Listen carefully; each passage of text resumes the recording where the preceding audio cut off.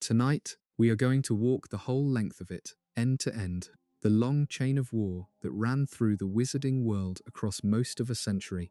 Two wars, really, with a fragile and frightened peace stretched between them, and a longer shadow behind them both that reaches back further than either. People tend to remember the wars in pieces. A name here, a battle there, the night a baby survived a curse that should have killed him. What gets lost is the order of it, the way one thing led to the next, the slow accumulation of choices that turned whispers in back rooms into open terror in the streets. So we are going to put it back in order, from the first stirrings of the idea that started it all to the last spell on the floor of the Great Hall. It is a heavy subject, full of fear and loss, and I will keep my voice low, and even the whole way through, so the weight of it never quite lands on you. Let the names blur if they want to. You do not have to follow every thread, you only have to rest, and let the long story carry you down into sleep at whatever point your eyes decide to close. Before we begin, let me say thank you to the people who keep coming back to fall asleep here night after night.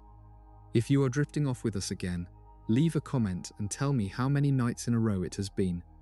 And if this is your first time finding your way in, just write night one, so I know you are here.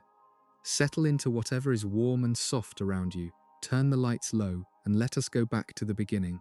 The wars did not start with a wand or a battle. They started with an idea, and the idea was very old. Long before anyone living had been born, the wizarding world carried inside it a quiet poison, the belief that magical blood came in grades, that some witches and wizards were worth more than others according to the purity of their ancestry. At the top of this imagined ladder sat the old pure-blood families, those who could trace their magic back through generations with no Muggle ancestry to muddy the line. Below them came the half-bloods, with one foot in each world, and at the bottom, in the eyes of the people who believed all this, came the Muggle-borns, witches and wizards born to non-magical parents, dismissed with an ugly word that meant dirty blood. This belief had no truth in it. A Muggle-born witch was every bit as powerful, every bit as gifted, as the proudest pure blood, and the history of magic is full of brilliant witches and wizards who came from families that had never held a wand. The belief survived anyway, the way prejudices do, because it flattered the people who held it and gave them someone to look down on. For centuries it simmered beneath the surface of wizarding society, in the marriage choices of the old families, in the casual cruelty of a slur, in the careful keeping of ancestral tapestries that recorded who had married whom and which children had been born without magic and were therefore best forgotten. It was not yet a war. It was only a fault line running deep beneath the foundations of the whole society, waiting for the right pressure to crack it open. The first to try to turn that idea into a movement, the first to give the poison a banner and an army, was a young man of extraordinary gifts named Grindelwald, and his story is where the long chain of war truly begins. Grindelwald was born late in the 19th century, brilliant and charming and dangerous in equal measure. He was expelled from his magical school on the continent for experiments that frightened even his teachers, dark and twisted things that went well past the boundaries of what was permitted. He was not interested in the boundaries. He was interested in power, and in a vision he had formed of how the world ought to be arranged, a vision that he believed was not cruelty but kindness, which made it all the more terrible. His idea was this. For centuries, the wizarding world had hidden itself from the non-magical world, living in secret, bound by an international law that forbade witches and wizards from revealing themselves to ordinary people. This secrecy had been adopted long ago for protection, after centuries in which Muggles had hunted and burned those they suspected of witchcraft. By Grindelwald's time, the secrecy was absolute, the great dividing wall of the whole magical society, and Grindelwald looked at that wall and decided it was wrong. He believed that witches and wizards, being more powerful than ordinary people, were meant to rule over them rather than hide from them. He believed the statute of secrecy should fall, that magic should step out of the shadows and take its rightful place at the top of the world, governing the Muggle masses for their own good. He wrapped this conquest in a soft phrase that he made the slogan of his entire movement, for the greater good. Domination dressed up as benevolence, the boot on the neck presented as a helping hand. As a young man, before any of this had hardened into a war, Grindelwald spent a single golden summer in the English village of Godric's Hollow, and that summer matters more to our story than almost anything else in his early life. Because in that village, he met another young wizard of equal genius, a brilliant red-haired boy, grieving a broken family and burning with his own frustrated ambition. The boy's name was Albus Dumbledore. The two of them fell into a friendship so intense it was nearly something more. Two of the most gifted minds of their age, finding each other in a sleepy village and discovering they could talk to one another as they had never been able to talk to anyone. And together, in the heat of that summer, they dreamed Grindelwald's dream. They planned how they would remake the world, how they would lift the statute of secrecy and lead the wizarding world out of hiding and into rule for the greater good. Dumbledore, who would later become the symbol of everything good and wise in the wizarding world, was for one summer of his youth a true believer in the very ideology that would soak the next century in blood. He was young, he was grieving, he was flattered to be understood. None of that excuses it, and he never let himself forget it, but it is the truth. And the truth is that the great enemy of darkness once helped to draw its blueprints. The friendship ended in catastrophe. A three-way duel broke out between Grindelwald, Dumbledore, and Dumbledore's younger brother, and in the chaos of it, Dumbledore's fragile sister Ariana was killed, struck down by a curse, and no one ever knew whose. The dream died with her, at least, for Dumbledore, who was left to carry the guilt of it for the rest of his very long life, never certain whether his own wand had cast the curse that killed his sister. Grindelwald fled the country, and the two young men who had planned to rule the world together did not speak again for decades, until they met at last on opposite ends of the most famous duel in wizarding history. While Dumbledore retreated into teaching and quiet penance, Grindelwald spent the following years building exactly the movement the two of them had once imagined together, only without the restraint that Dumbledore might have brought to it. He gathered followers across Europe, witches and wizards drawn to his vision of magical supremacy and his promise of a world without hiding. He acquired terrible weapons, chief among them, a wand of legend, the Elder Wand, said to be the most powerful wand ever made, unbeatable in the hand of its true master. With that wand and his own formidable gifts and his growing army of believers, Grindelwald waged open war across the continent through the 1930s and into the 40s. It was a real war, with battles and atrocities and a steadily rising death toll. Grindelwald's forces spread terror across Europe, and the magical governments of the continent proved unable to stop him. He was too powerful, too clever, and too willing to do what his enemies would not. For years he seemed unstoppable, the dark wizard whose name made people lower their voices, the first in modern history to bring the wizarding world to the edge of conquest. His war ran in grim parallel to the Great Muggle War tearing across the same continent in those same years. Two catastrophes unfolding side by side, and there were those who whispered that the two were connected, that the darkness in the magical world and the darkness in the ordinary one were feeding each other. The only wizard alive whom Grindelwald feared was the friend of his lost summer. He knew that Dumbledore was his equal, perhaps his better, the one person with the power to stop him. And for years Dumbledore did not act, paralyzed by the old guilt, by the dread of facing the man he had loved, by the terror of learning, at last, whose curse had killed his sister. While Dumbledore hesitated, people died. It is one of the hardest truths of his life, that his long delay in confronting Grindelwald cost lives that a braver and less haunted man might have saved.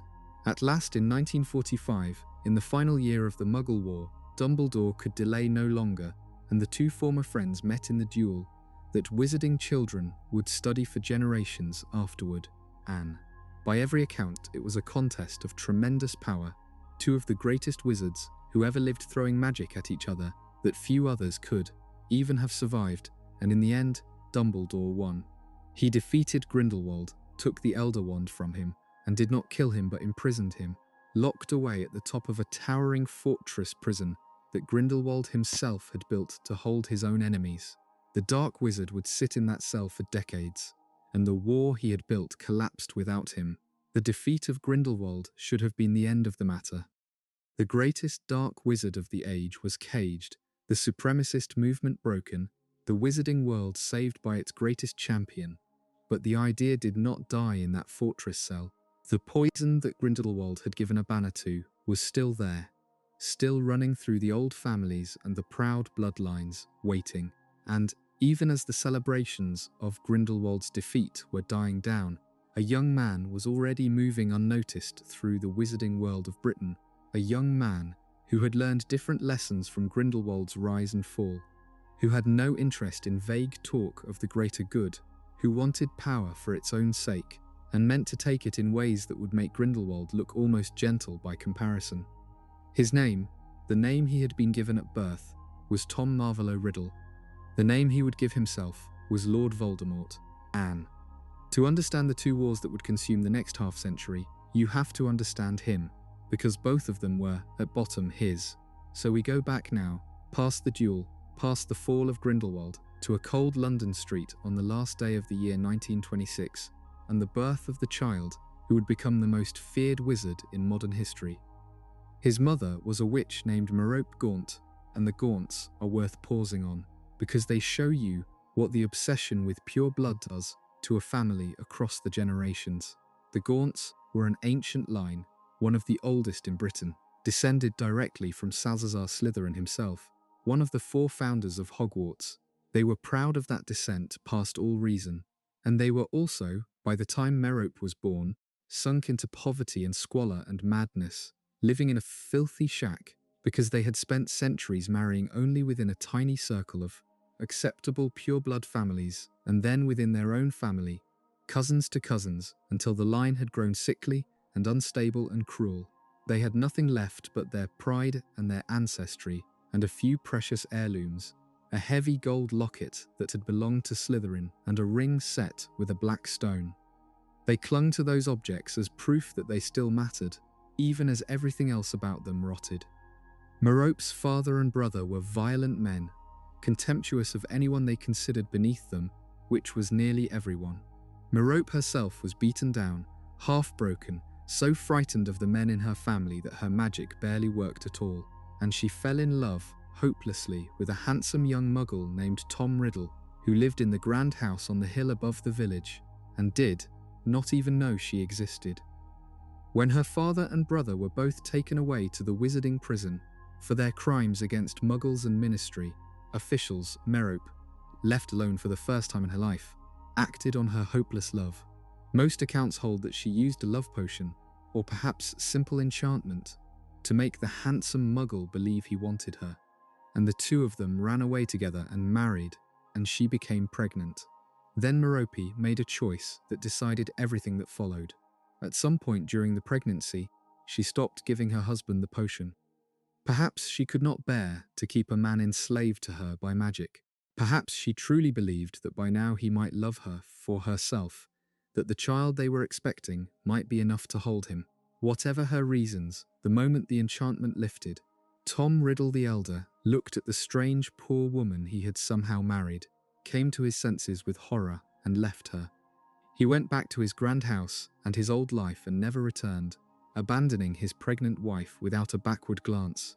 Merope, heartbroken and destitute and pregnant in a city that was not hers, drifted into London, where she sold the last of her family's treasures, including Slytherin's heavy gold locket, for a pittance to a shop that knew exactly how desperate she was. And on the last day of the year, in a Muggle orphanage, where she had taken shelter, she gave birth to a son. She lived just long enough to name him Tom after the father who had left them, Marvolo after her own cruel father, Riddle, the surname of the man who had abandoned her. She asked the matron whether the boy looked like his father, and then she died, within the hour, having given up entirely on a life that had given her almost nothing. The child who had become Lord Voldemort entered the world an orphan, in the care of strangers, on the very last day of the year, as one year died into the next, Anne. The boy grew up in that orphanage through the 1930s, and the child the other children remembered was not a happy one. He was quiet, watchful, and cold, and strange things happened around him that frightened the people who ran the place. Animals were hurt. Children who crossed him came to grief in ways no one could quite explain. On a seaside trip, he led two of the other orphans into a cave and did something to them so terrible that they were never the same again, and he never told anyone what it had been. He was a boy who had learned very early that he could make people afraid, and that fear was a kind of power, and that he liked it. He did not know he was a wizard until the day Albus Dumbledore, then a teacher at Hogwarts, came to the orphanage to deliver his letter of acceptance.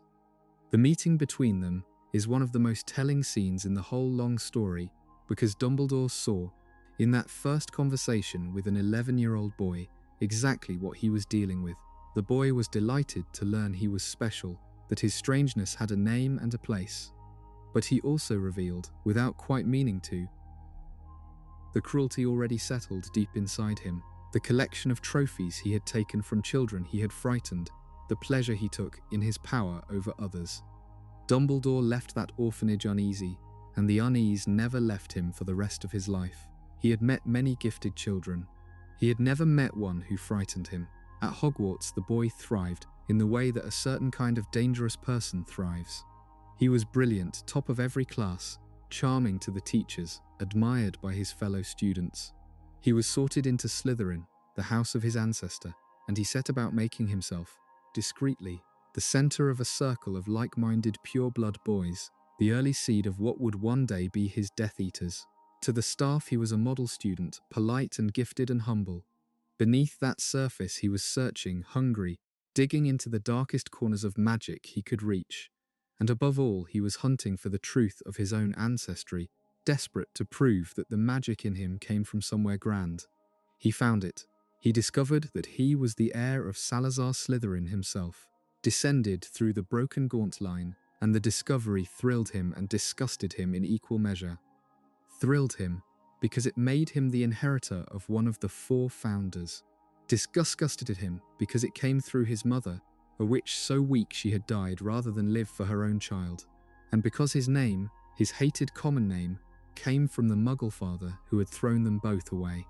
He came to loathe that name, Tom Riddle, the name that tied him to the ordinary world he despised, and he built himself a new one out of its letters, an anagram, a title to announce what he intended to become. I am Lord Voldemort. The name was a riddle in itself, a private joke, a declaration of war on the very idea of where he had come from. It was during his school years that he committed his first known murders and took his first terrible step toward the thing that would make the wars so hard to end. He found the Chamber of Secrets, the hidden chamber that Salazar Slytherin had built beneath the school 1,000 years before. And inside it, the monster Slytherin had left waiting, a basilisk, a serpent whose gaze brings death. The young Tom Riddle, heir of Slytherin, opened that chamber and loosed the monster on the school, and a girl died. He pinned the blame on another student and was rewarded for it, and the school never knew the truth. That murder gave him what he had been reading about in the forbidden books, the chance to make a Horcrux. A Horcrux is the darkest object in all of magic, and the idea behind it is monstrous in its simplicity. By committing murder, the supreme act of evil, a wizard can split his own soul, tearing a piece of it loose and seal that fragment inside an object outside his body. As long as the object survives, the wizard cannot truly die. Even if his body is destroyed, the anchored fragment of soul keeps him tethered to life, less than a ghost but not gone, able one day to return. It is the closest thing to immortality that dark magic offers, and the price of it is the deliberate ripping apart of your own soul, over and over until almost nothing human is left. This was the thing that set Voldemort apart from Grindelwald, from every dark wizard who came before him. Grindelwald wanted to rule the world. Voldemort wanted to never die, and he was willing to do to himself the most unnatural thing a wizard can do in order to get it. He made his first Horcrux while still a student, hiding a fragment of his soul inside a plain diary, the record of his school years, an object he could control and use. And he did not stop at one. Over the years that followed, he would make more, splitting his soul again and again, choosing objects of meaning to hold the pieces, hunting down the lost heirlooms of the Hogwarts founders to use as his vessels. The locket of Slytherin that his mother had sold for a pittance, a cup that had belonged to Helga Hufflepuff, a lost diadem of Rowena Ravenclaw, the very ring of the Gaunts, set with its black stone, which he took after murdering the Muggle father who had abandoned him, killing the man and his grandparents in their grand house on the hill in a single night of revenge.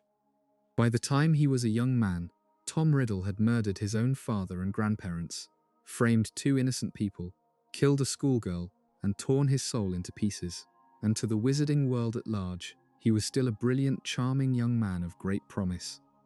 He left Hogwarts and, to the surprise of the teachers who had expected great things of him in the ministry, took a job at a dark and shabby shop in a dark and shabby alley, a shop that dealt in cursed objects and dark artifacts. It was not beneath his ambition, it was perfectly suited to it. The shop gave him access to the homes of wealthy old families and their forgotten treasures, and it was in this period that he hunted down the founder's relics he wanted for his Horcruxes, charming his way into the confidence of a lonely old witch named Hepzibah Smith, who showed him her two greatest treasures, Slytherin's locket and Hufflepuff's cup, before he poisoned her and stole them both and vanished. After that, he disappeared from Britain for a long stretch of years, travelling, no one knew exactly where, sinking deeper into the darkest magic the world had to offer, gathering knowledge and power, and, it is believed, making more of his Horcruxes far from any watching eyes. When he returned at last, he was changed. The handsome young man was gone.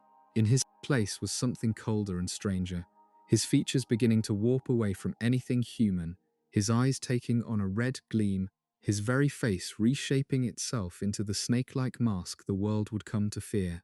The repeated tearing of his soul had begun to show on the outside. He came back to Britain under his new name, Lord Voldemort, and he came back to build an army.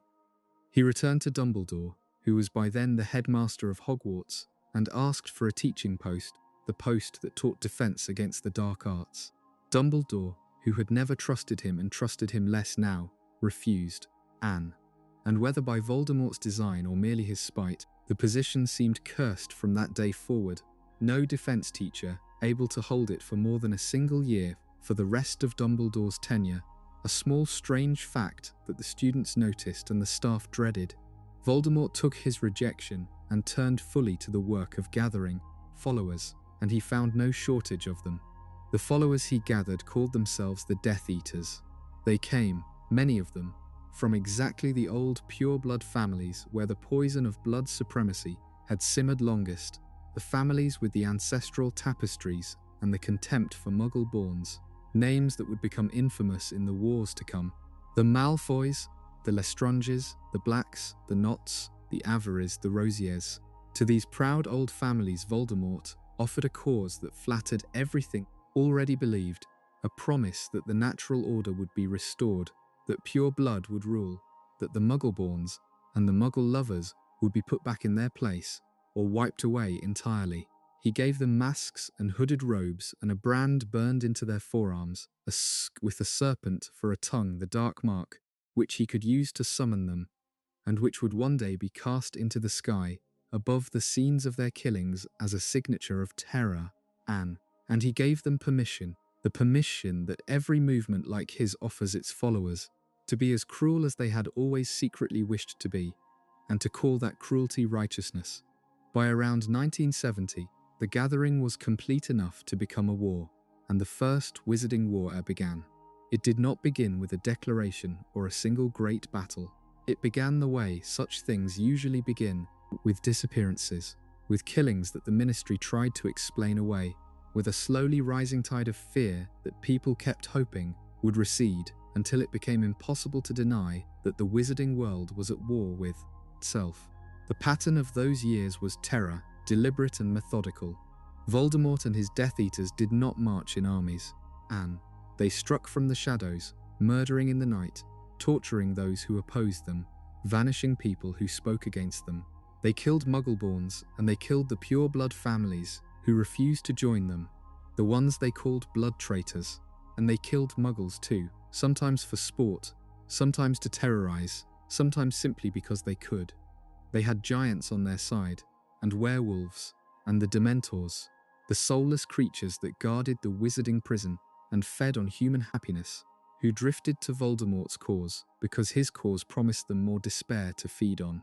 They had in theory corpses reanimated by dark magic to do the Dark Lord's bidding. The Ministry of Magic, the government of Wizarding Britain, found itself losing, its auras outmatched, its people too frightened to trust one another, its own ranks riddled with secret Death Eaters, and with ordinary officials too, scared to resist. In those years, no one was sure who could be trusted. A neighbor, a colleague, a friend might be a Death Eater in secret, or might be acting under the imperious curse, the curse that lets one wizard control another completely, turning honest people into puppets without their knowledge. Families were torn apart as some members joined Voldemort and others fought him. The whole society curdled into suspicion and dread. To go out at night was dangerous. To speak the Dark Lord's name aloud was so frightening that people stopped doing it altogether, calling him instead Yuko, or he who must not be named, as though the name itself might summon him. That refusal to say the name spread across the entire wizarding world and lasted for decades, a small daily measure of exactly how deep the fear had sunk. Against all of this stood a resistance, and it was Dumbledore who built it, Anne. He gathered a group of the bravest witches and wizards he could find, people willing to fight Voldemort directly, outside the failing structures of the Ministry, and he called them the Order of the Phoenix.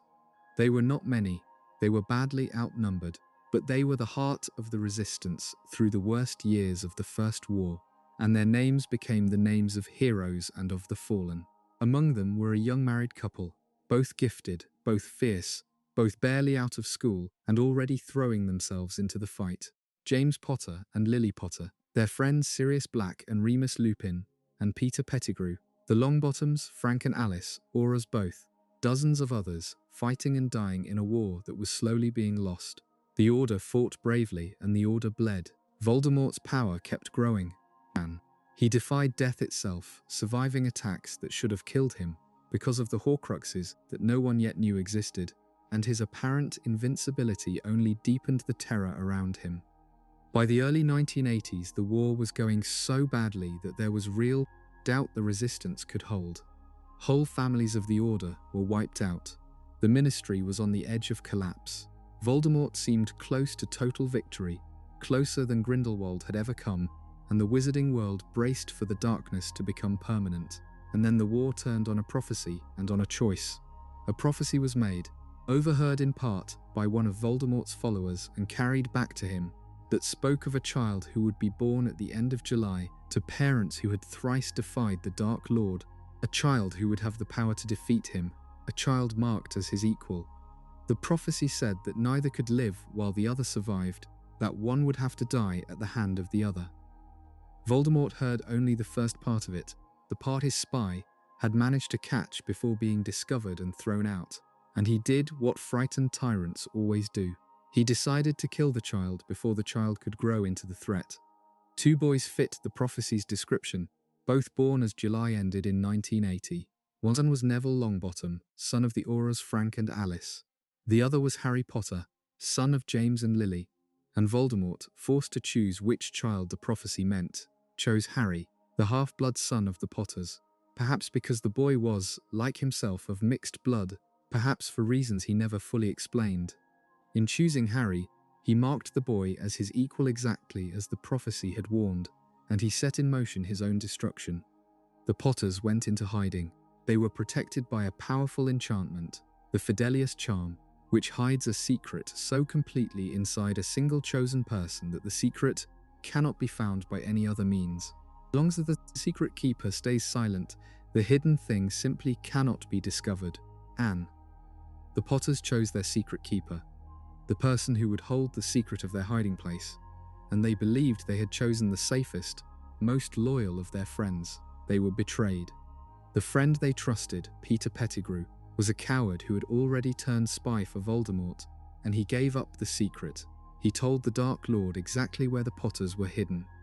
On the night of the 31st of October, 1981, Voldemort came to the village of Godric's Hollow, the same village where Dumbledore and Grindelwald had dreamed their dream lifetime before, and he came to murder a 15-month-old child. James Potter died first, trying to hold the Dark Lord off without even a wand in his hand, buying his family the few seconds he could. Lily Potter died next, in the nursery, refusing to step aside, begging for her son's life, choosing to die rather than move out of the way when Voldemort told her she could live if she only stood aside. She would not. And then Voldemort turned his wand on the child and spoke the killing curse, the curse that never fails, the green light that ends any life it touches. It failed. For the first and only time in the history of that curse, it rebounded. The child lived, with nothing but a thin lightning-shaped scar on his forehead to show for it, and the Dark Lord who had cast it was torn from his body and destroyed, reduced to the bare flicker of life that his Horcruxes kept anchored to the world, a wraith, a thing less than a ghost, fleeing the ruined house into the night. Lily Potter's death had done it. By choosing to die for her son when she could have lived, she had wrapped the boy in an ancient and little understood protection, a sacrifice that lived in his very skin, so that when Voldemort tried to kill him, the curse could not take hold and turned back on its caster. Love, the oldest and least respected magic of all, the thing Voldemort had torn out of himself piece by piece, had undone him. That night ended the First Wizarding War. The Dark Lord was gone, his body destroyed, his terror lifted in an instant. The Wizarding world erupted into celebration so open and joyful that even the Muggles noticed the strange flurry of shooting stars and owls in broad daylight. The child who had survived was given a name that he would carry whether he wanted it or not, spoken in awe at every wizarding table in Britain, the boy who lived. He was not yet 2 years old, and he had already become the most famous wizard alive, the symbol of the end of a war he could not remember, an orphan now himself, his parents dead in the nursery where the curse had rebounded. What followed the Dark Lord's fall was a decade of peace that was really an interlude, a held breath, though almost no one understood that at the time. The years between 1981 and the boy's return to the magical world, decade later, were years of cleaning up, of reckoning, and of a quiet, comfortable forgetting that would cost the wizarding world dearly when the war came back. In the first chaos after Godric's Hollow, the Death Eaters scattered. Their master was gone, his protection withdrawn, and they were left exposed to a ministry suddenly bold again. Some were captured and sent to the wizarding prison, the grim fortress on its rock in the cold northern sea, guarded by the soul-eating Dementors. Others escaped the only way they could, by claiming they had never truly served Voldemort at all, that they had acted the whole time under the Imperious curse, controlled against their will, helpless puppets who bore no real guilt. It was a convenient story, and an unprovable one, and a number of the wealthiest and most well-connected Death Eaters used it to walk free. Lucius Malfoy was foremost among them, an aristocrat with money and influence and a smooth tongue who shed his master the instant it became dangerous to wear him, and rejoined respectable society as though the war had been some unfortunate misunderstanding. Not all of them ran or lied. A hard core of true believers refused to abandon the cause even with their master gone. Among them were Bellatrix Lestrange, the most fanatical and dangerous of all Voldemort's followers, and her husband and brother-in-law, and a young man named Barty Crouch the Younger. Convinced that their master was not truly dead and could be found and restored, they went hunting for him, and when they could not find him, they turned their fury on the people they blamed. They came to the home of the Aurors, Frank and Alice Longbottom, the parents of the other boy the prophecy might have named, and they tortured the two of them with the Cruciatus curse, the curse of pure pain, hour after hour, trying to force them to reveal where Voldemort had gone. The Longbottoms knew nothing. There was nothing to reveal. The torture did not stop until their minds were destroyed, broken past any healing, and they were left alive but emptied, never to recognize their own son again, who would grow up visiting two parents who did not know him in a ward of the Wizarding Hospital. Bellatrix and the others were caught and sent to the fortress prison, unrepentant, even proud, certain their master would return one day to reward their loyalty. There was another casualty of those first chaotic days, and his fate was one of the cruelest injustices of the entire war. Sirius Black, James Potter's closest friend, Anne. The boy who had been like a brother to him was blamed for the betrayal that had actually been committed by Peter Pettigrew. In the confusion after the Potters' deaths, Pettigrew, the real traitor, confronted Sirius in a crowded Muggle street, loudly accused Sirius of the betrayal he himself had committed, then blew apart the street with a single curse, killed a dozen Muggle bystanders, cut off his own finger, and transformed into his secret animal form, a rat, and escaped into the sewers, leaving Sirius standing in the wreckage, laughing at the sheer horror of it. Everyone assumed Sirius was the murderer and the traitor. He was thrown into the fortress prison without so much as a trial, condemned for crimes that another man had committed, and he would sit in that cell for 12 years, innocent, while the real traitor lived comfortably in hiding, disguised as a family pet. The orphaned child at the center of it all was taken away from the wizarding world entirely. Dumbledore made the decision, and it was a hard and calculated one. He placed the boy with his mother's only living relatives, a Muggle family, the boy's aunt and uncle, who despised magic and would resent the child bitterly. Dumbledore did this on purpose, because the protection that Lily had died to give her son lived on in her blood, and as long as the boy could call the home of his mother's blood relations his home, that ancient protection would shelter him there, untouchable. So the most famous child in the wizarding world grew up knowing nothing of any of it, unloved, treated as an unwanted burden, sleeping in a cupboard under the stairs, ignorant of his own name and his own history, while across the hidden magical world children were raised on stories of the boy who lived. For the wizarding world at large, the decade that followed was a golden, comfortable time, and that comfort was its own kind of danger. The terror was over. The Dark Lord was gone, declared dead by nearly everyone, his name slowly becoming something people could almost say again.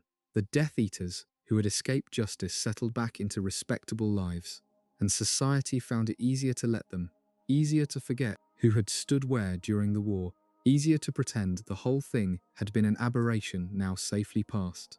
The Ministry congratulated itself.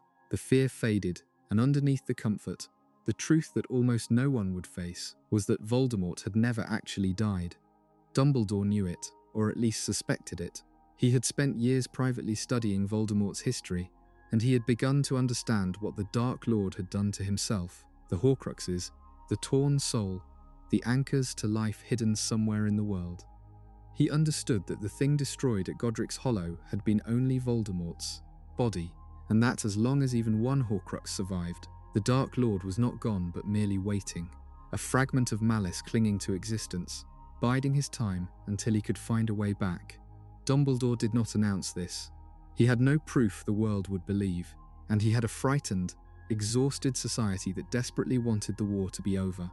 So he watched, and he waited, and he kept his terrible knowledge close, and he made his quiet preparations for the day he was certain would come, the day the Dark Lord found his way back into a body, and the Second War began. That day was closer than the comfortable decade liked to imagine. For 10 years the wraith that had been Voldemort drifted, weak and bodiless, mostly in the forests of a far country, possessing animals to keep the flicker of himself alive, unable to do magic, unable to act, but never gone. He was patient in a way that only something barely alive can be patient. He was waiting for a servant loyal enough or desperate enough to help him, and for the boy who had destroyed him to come back into the world where he could reach him at last. Both of those things were coming. The boy in the cupboard was about to turn 11, and a letter was about to arrive that would pull him out of the ordinary world and back into the story he had been born into, the story that was very far from finished. The boy's return to the magical world began with a letter and ended, 4 years later, with the rebirth of the Dark Lord in a country graveyard, and those 4 years are the slow turning of the wizarding world from peace back into war, told mostly through the boy himself, because the Dark Lord's road back ran straight through Harry Potter every step of the way. When Harry turned 11, the letters from Hogwarts found him even in the cupboard under the stairs, even when his uncle tried to flee them, and at last the truth of who he was delivered to him by the great gamekeeper of Hogwarts, sent by Dumbledore to bring the boy back. Harry learned in a single overwhelming day that he was a wizard, that his parents had not died in a car crash, as he had been told, but had been murdered by a dark wizard, and that he himself was famous across a hidden world for having survived. He went to Hogwarts. He was sorted into Gryffindor, the House of the Brave, after pleading with the Sorting Hat not to put him in Slytherin, the house it sent might suit him. The house of the very ancestor of the man who had killed his parents. He made the friends who would stand beside him for everything that came after, Ron Weasley and Hermione Granger. And in his very first year, the Dark Lord reached for him. Voldemort, still bodiless, had found a servant at last, a weak and frightened Hogwarts teacher, whom he was able to possess, sharing the man's body, riding on the back of his head beneath a turban, feeding on the blood of unicorns to keep himself alive. He had come to the school hunting for an object hidden there, the Philosopher's Stone, a legendary stone that produces an elixir of eternal life, which would have let him build himself a new body and return to full power.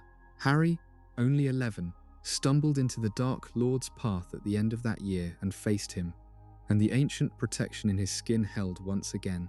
The teacher Voldemort was possessing could not bear to touch Harry, his flesh burning at the contact, and the attempt to seize the stone failed.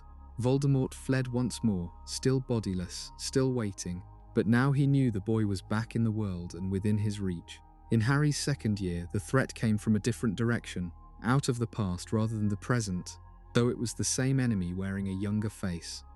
The diary that Voldemort had made into his very first Horcrux, decades earlier as a schoolboy, found its way into the school in the hands of an unsuspecting young girl, slipped into her things by Lucius Malfoy, who wanted to cause trouble and had no idea what the object truly was. The fragment of Voldemort's soul inside the diary, a memory of the boy Tom Riddle preserved at 16, began to drain the life from the girl, and to use her to open the Chamber of Secrets once again, loosing the basilisk on the school for the second time in 50 years.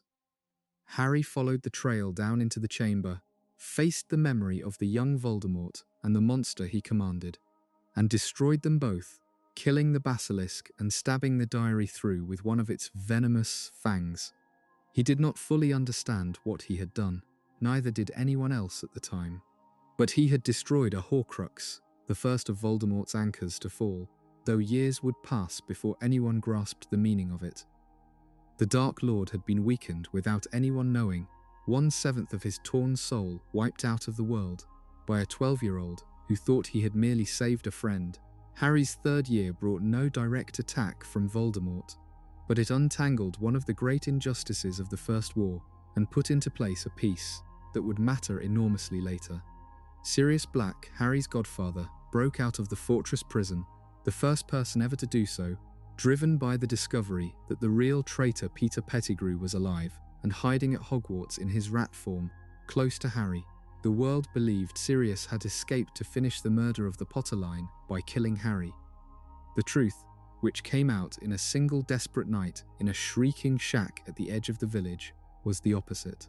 Sirius was innocent, had always been innocent, and the rat was the traitor.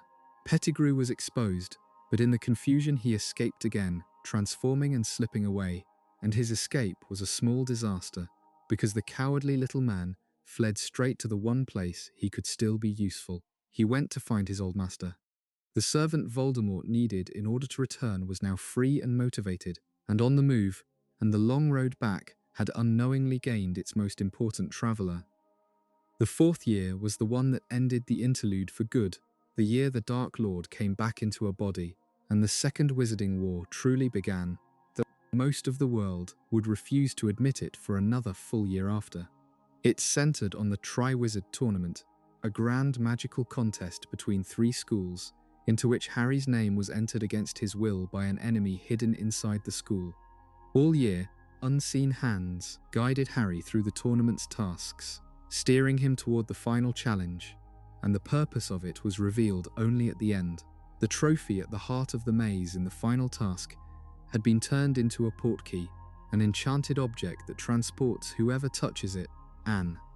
And when Harry took hold of it, it carried him away from the safety of the school to a graveyard in the village of Little Hangleton, the very place where Voldemort's Muggle father was buried. There, in that graveyard, with the help of the returned Pettigrew, Lord Voldemort came back. Pettigrew performed a terrible rite, using the bone of Voldemort's dead father taken from the grave, his own flesh cut willingly from his own body, and the blood of an enemy taken by force, the blood of Harry himself. From those ingredients and the last surviving fragment of the Dark Lord that had clung to life for 13 years, a new body was made, and Voldemort rose from the cauldron whole again, restored to power, his snake-like face and red eyes returned, his wand back in his hand. He summoned his Death Eaters, who came hurrying to the graveyard at the burning call of the Dark Mark, the same followers who had walked free by claiming innocence, gathering around their resurrected master and begging forgiveness for ever doubting his return. And Voldemort, to prove his power and to satisfy the prophecy he still only half understood, tried once more to kill Harry Potter. It failed once again, though for stranger reasons this time. Because Voldemort had used Harry's own blood to rebuild himself, the ancient protection in that blood now lived in the Dark Lord too, a small tether between them that neither of them fully understood. And when their wands met in the graveyard, a deeper magic intervened, an echo of the fact that their two wands shared a core from the same source, and the connection threw up images of Voldemort's victims and gave Harry the moment he needed to escape.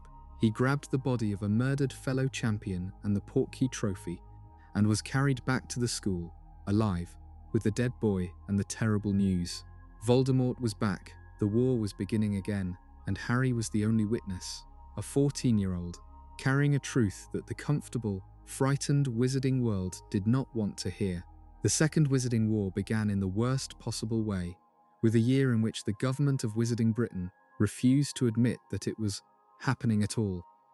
When Harry came back from that graveyard with the news that Voldemort had returned, the Minister for Magic, a vain and frightened man named Cornelius Fudge, made a choice that would cost the wizarding world dearly.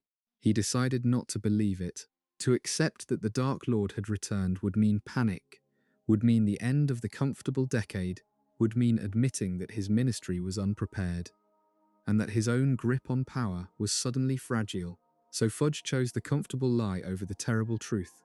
He declared that Harry was a confused, attention-seeking boy, and that Dumbledore was a meddling old man stirring up trouble for his own ends, perhaps even plotting to seize the minister's job.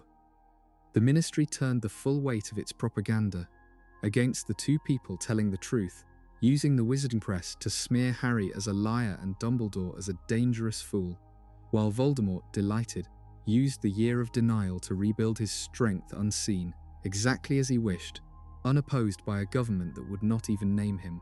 Dumbledore did not wait for the ministry to come to its senses. He called the Order of the Phoenix back into being, the same resistance he had built in the First War, reassembling the survivors and recruiting new members, setting them to work in secret. They guarded a weapon that both sides now wanted, the full record of the prophecy that had set everything in motion, kept in the ministry's own Department of Mysteries, the place where the wizarding world studies its deepest and strangest magic. Voldemort wanted to hear the prophecy in full, since he had only ever known the opening lines, and the Order was determined to keep it from him.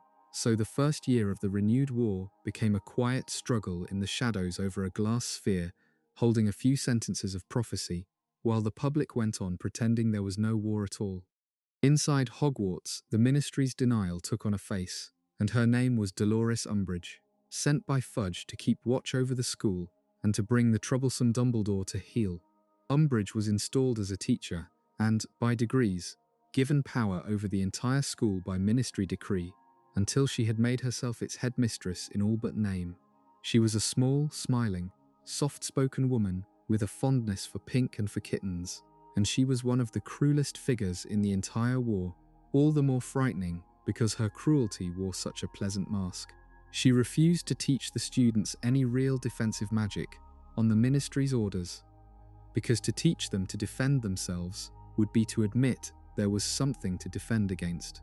She punished Harry for telling the truth by forcing him to carve the words into the back of his own hand with a cursed quill, again and again, a slow torture dressed up as detention.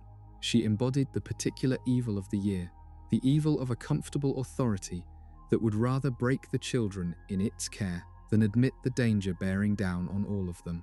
The students answered her in the only way they could. A group of them, led by Harry, formed a secret society to teach themselves the defensive magic the ministry had forbidden, meeting in hidden rooms, learning to cast the spells that might one day keep them alive. They called themselves Dumbledore's Army, a name chosen to mock the minister's paranoid fear that Dumbledore was raising a force against him, and in truth that secret training would matter enormously when the real fighting came, because it meant that when the war finally broke into the open, there was a generation of young witches and wizards who already knew how to fight. The year of denial ended in blood. In the Department of Mysteries, Voldemort, unable to get the prophecy himself, devised a trap. Through the strange connection that linked his mind to Harry's, the connection born the night the curse rebounded, he planted a false vision in Harry's head, a vision of Sirius being tortured in the Department of Mysteries, knowing that Harry would rush to save the godfather he loved. The trap worked. Harry and his friends flew to the Ministry to rescue Sirius, found no Sirius there, only the prophecy and a waiting ambush of Death Eaters, who wanted the boy to take the prophecy down off the shelf, since it could only be retrieved by one of the two people it named. A battle erupted among the towering shelves of the Department of Mysteries, teenagers against grown Death Eaters, and it was savage, and the prophecy itself was smashed in the chaos so that neither side ever heard it from that source. The Order arrived to save the children, and in the fighting that followed, Sirius Black was killed. He was struck by a curse from his own cousin, Bellatrix Lestrange, the fanatical Death Eater, and he fell backward through a strange, veiled archway in the heart of the department, a doorway that the dead pass through and the living cannot follow, and he was gone. Harry, who had finally found in Sirius something close to a father, lost him in an instant, and lost him because he had walked into a trap set with his own love as the bait. It is one of the cruelest turns of the whole war that Voldemort used the boy's capacity for love, the very thing that had always protected him, as the weapon to wound him most of all. But the year of denial died that same night, because Voldemort himself came to the Ministry to finish what his Death Eaters had failed to do, and Dumbledore came to stop him, and the two of them duelled in the Ministry's own atrium, in full view of the Minister for Magic and his officials, who arrived to find the Dark Lord they had spent a year insisting was dead, standing in the heart of their own government. There was no denying it after that. Voldemort vanished, but he had been seen by the people who mattered. Fudge's comfortable lie collapsed in a single night. The Ministry was forced at last to admit the truth that a 14-year-old had been telling them for a year. The Dark Lord had returned. The war was real, and a great deal of time that should have been spent preparing had been wasted on pretending, time that the wizarding world would not get back. With the truth finally in the open, the wizarding world tipped into the panic it had spent a year avoiding, and the panic was worse for having been delayed. Now that everyone knew the Dark Lord was back, the disappearances and the killings of the First War returned, and this time there was no pretending. People vanished, bridges collapsed, Muggles died in unexplained accidents that the wizarding world knew were no accidents at all. A thick despair settled over the country as the Dementors, having abandoned the prison and gone over to Voldemort, bred and spread and drifted across the land, draining the warmth out of everything, so that even the weather seemed to turn grey and cold and hopeless.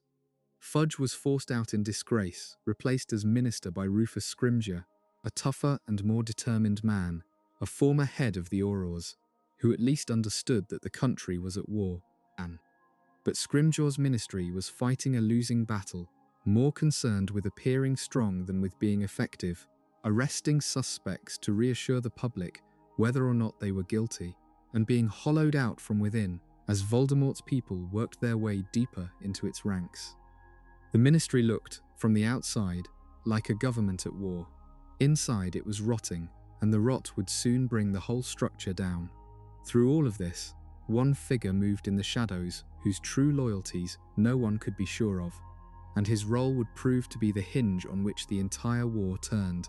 Severus Snape, the potions master at Hogwarts, a former Death Eater who had come over to Dumbledore's side before the First War ended, who served now as Dumbledore's spy inside Voldemort's inner circle, trusted by the Dark Lord and trusted, against all appearances, by Dumbledore.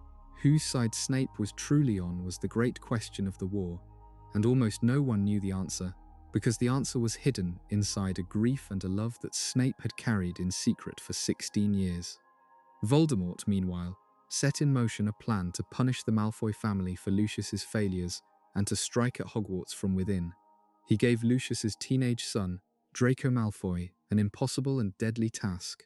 The boy was to find a way to kill Dumbledore, the only wizard Voldemort had ever feared, and Draco was given the task not because anyone expected him to succeed, but as a punishment.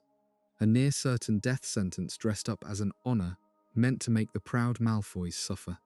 Draco, terrified in over his head, spent the year scheming desperately to find a way to do the undoable, while his mother, frantic to save her son's life, went secretly to Snape and bound him with an unbreakable vow, a magical oath that kills the one who breaks it, to protect Draco and to complete the task himself if the boy could not.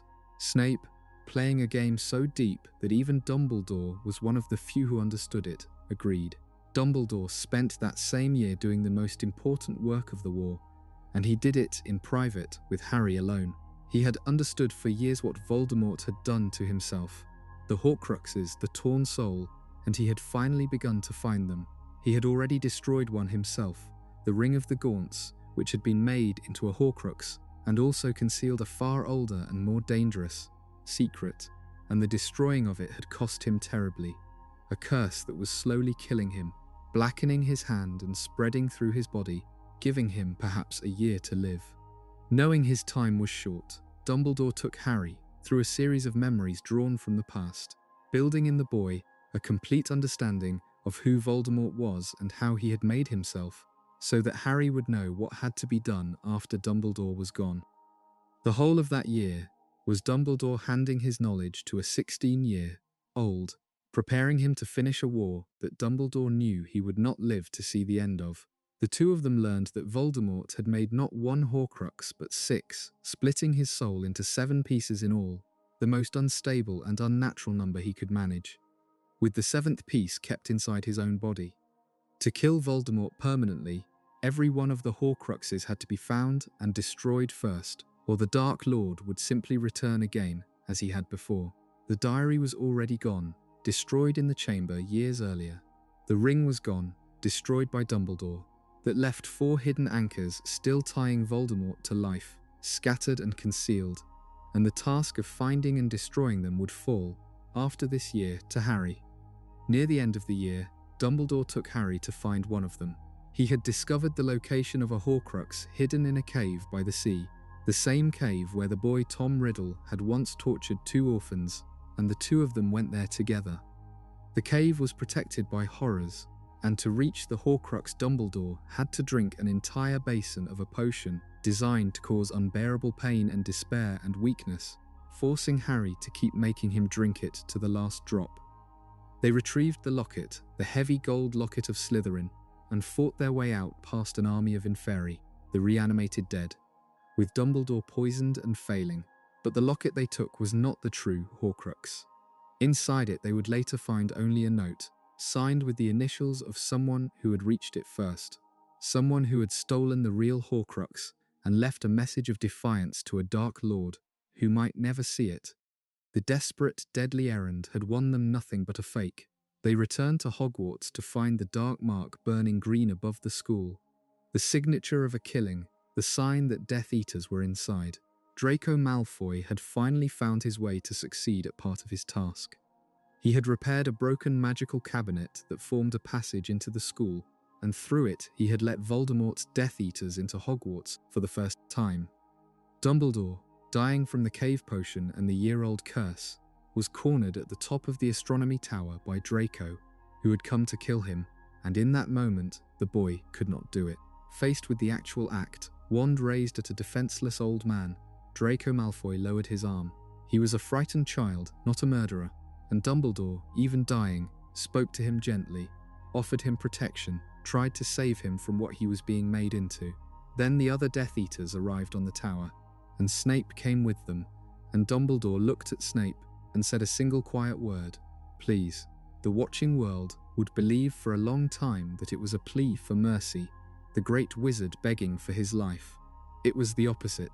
It was Dumbledore, already dying, holding Snape to a promise the two of them had made in secret, a plan they had agreed upon, that Snape would be the one to kill him rather than let Draco's soul be torn by murder, rather than let Snape's cover be broken, rather than die slowly from the curse in his hand. Snape raised his wand and killed Dumbledore, and the body fell from the top of the tower, and to every witness it was the ultimate betrayal. The spy revealed at last as a murderer and a traitor. Only 2 people in the world knew the truth of what had really happened on that tower, and one of them was now dead, and the other would carry the secret in silence, hated by everyone, for the rest of the war. The death of Dumbledore broke the last thing standing between Voldemort and the country. The one wizard he had ever feared was gone, and with him gone, the Dark Lord moved to take everything. The Ministry of Magic fell in the summer that followed, and it fell from the inside, which was why it fell so fast. Voldemort did not need to storm it. He had spent years placing his people within it, and now he simply tightened his grip until the government was his, installing a puppet minister who danced on his strings while pretending nothing had changed. There was no announcement that the Dark Lord now ruled, no banner raised over the building. That was the cunning of it.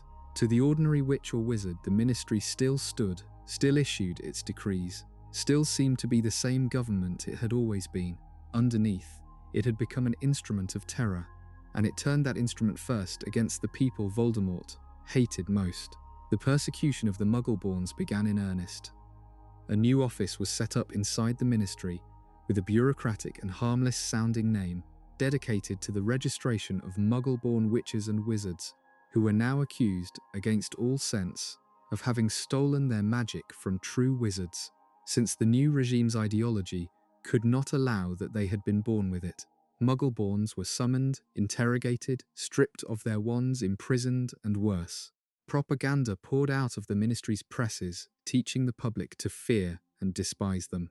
It was the blood purity poison finally enthroned, made the official policy of the state. The thing the wizarding world had let simmer for centuries now boiled over into open persecution.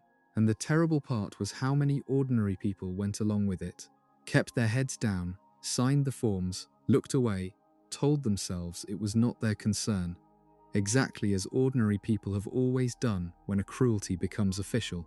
Harry was supposed to have the protection of his mother's blood until he came of age at 17, and so the order moved him from his relative's house. One last time before that protection expired, a flight through the night sky that turned into a running battle as the Death Eaters ambushed them. Knowing the boy would be moved, they got him to safety, but at a cost, members of the Order dead and wounded, and the message was clear. The war had no rules now, and no one was safe. Not long after, at the wedding of 2 Order members, the news came that the ministry had fallen, delivered by a glowing messenger in the middle of the celebration, and the wedding scattered as Death Eaters descended, and Harry and his 2 closest friends, Ron and Hermione, fled into hiding to begin the task Dumbledore had left them. That task was the hunt for the Horcruxes, and it consumed the final year of the war, though for most of that year the 3 of them were alone, cut off, hunted, with no clear idea where the remaining Horcruxes were or how to destroy them once found. They camped in the wilderness, moving constantly, listening to the news of the worsening world on a wizarding radio, hearing the lists of the dead and the missing, knowing that everyone they loved was in danger and that they could do nothing to help. It was a bleak and frightened and lonely stretch, 3 teenagers carrying the fate of the war with almost nothing to go on, turning on each other under the strain, nearly breaking apart. Ron, his fears amplified by the cursed locket they had recovered, and now carried, left for a time before fighting his way back to them. The locket they carried was the real Slytherin Horcrux at last, the one the mysterious thief had stolen from the cave years before, traced and recovered through a dangerous raid into the very heart of the ministry. But carrying it was a torment, because a Horcrux poisons the mind of whoever stays near it, whispering despair, and they had no way to destroy it. The means of destruction came, as so much did, from the legacy Dumbledore had left scattered for them to find. Anne. The Horcruxes could only be destroyed by something powerful enough to be beyond ordinary repair, and one such thing was the Sword of Gryffindor, made of goblin silver that absorbed the basilisk venom in which Harry had once steeped it, venom being one of the few substances that can destroy a Horcrux. Through a strange chain of events, guided by a doe of silver light that turned out to be a message from the most unexpected of allies, the sword came to them at the bottom of a frozen pool, and with it they destroyed the locket, the second Horcrux, to fall in the final year. It was during this lonely year that the three of them stumbled onto the older legend lying beneath the whole story, the legend of the Deathly Hallows. 3 objects, said to have been made by death itself or by 3 brothers of great skill, that together would make their possessor the master of death. An unbeatable wand, the Elder Wand, the same wand Grindelwald had once wielded and Dumbledore had won from him. A stone that could bring back the shades of the dead, the Resurrection Stone, which had been hidden inside the very ring Dumbledore had destroyed. And a cloak of true invisibility that never fades, which Harry, it turned out, had owned all along, inherited from his father, passed down through his family for generations. The legend split Harry's purpose for a time, the lure of the Hallows pulling against the grim work of the Horcruxes, and it raised the unsettling truth that Voldemort himself was now hunting the Elder Wand, seeking the one weapon he believed could let him finally kill the boy who kept escaping him. The hunt nearly ended in disaster at Malfoy Manor. The 3 friends were captured and brought to the Malfoy's house, which Voldemort had taken as his headquarters exactly as he had in the First War, and there they came within a breath of the end. Hermione was tortured by Bellatrix Lestrange on the drawing room floor, while the others were held in the cellar below.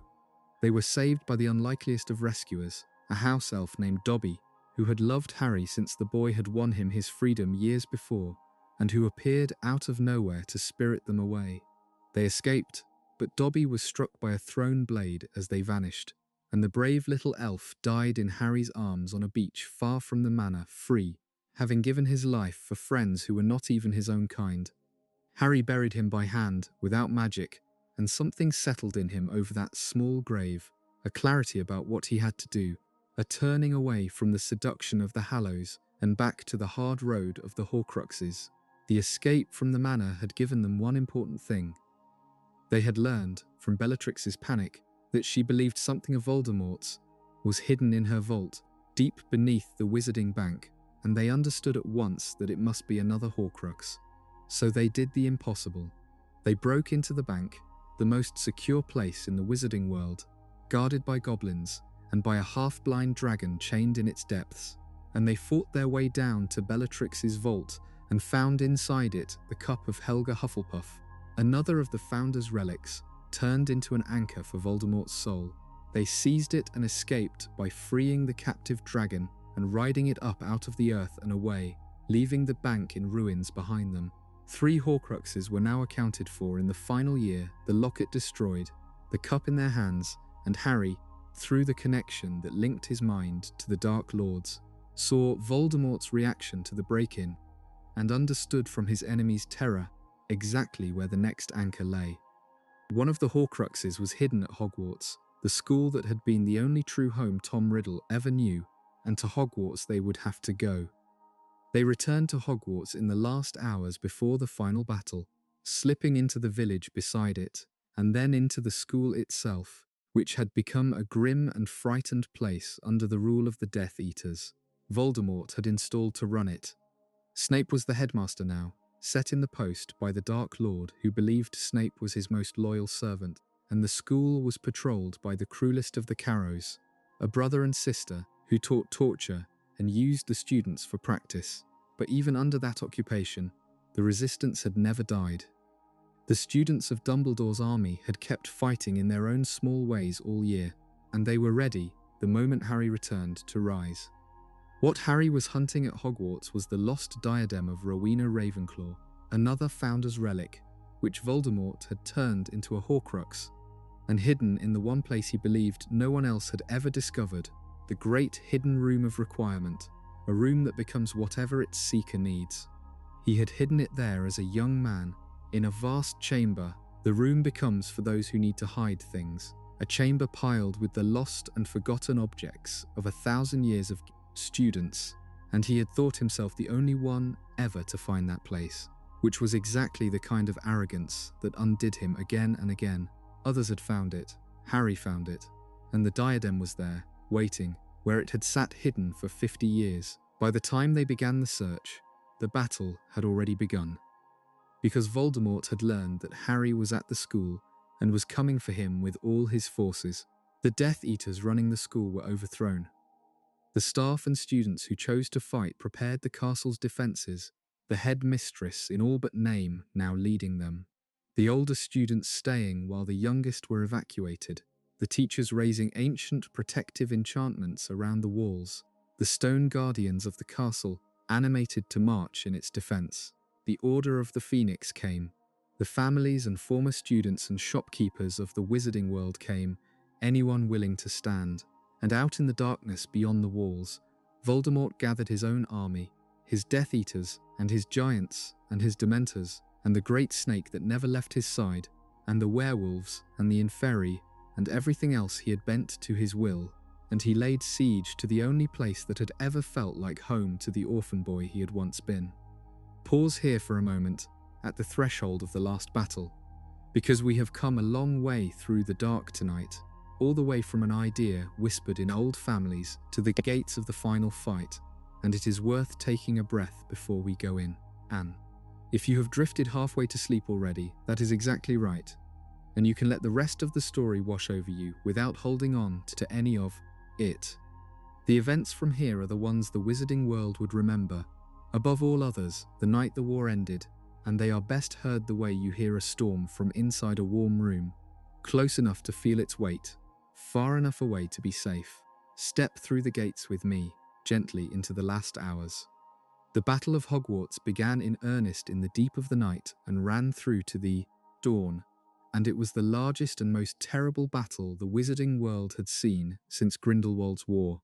Voldemort's first assault broke against the castle's enchantments, and then the enchantments failed under the weight of his power and his giants, and the fighting spilled into the grounds and the courtyards, and at last into the castle itself. Spells lit the dark like lightning. The defenders fought room by room, corridor by corridor, the stone guardians of the castle holding the bridges, the teachers and the order, and the students of Dumbledore's army, standing against grown Death Eaters who had killed for decades. People died on both sides, and many of them were young, and some of them were names that had run all through this story. The losses of that single night were terrible. Friends and family cut down in the dark, and the morning would reveal the full cost laid out in rows in the Great Hall.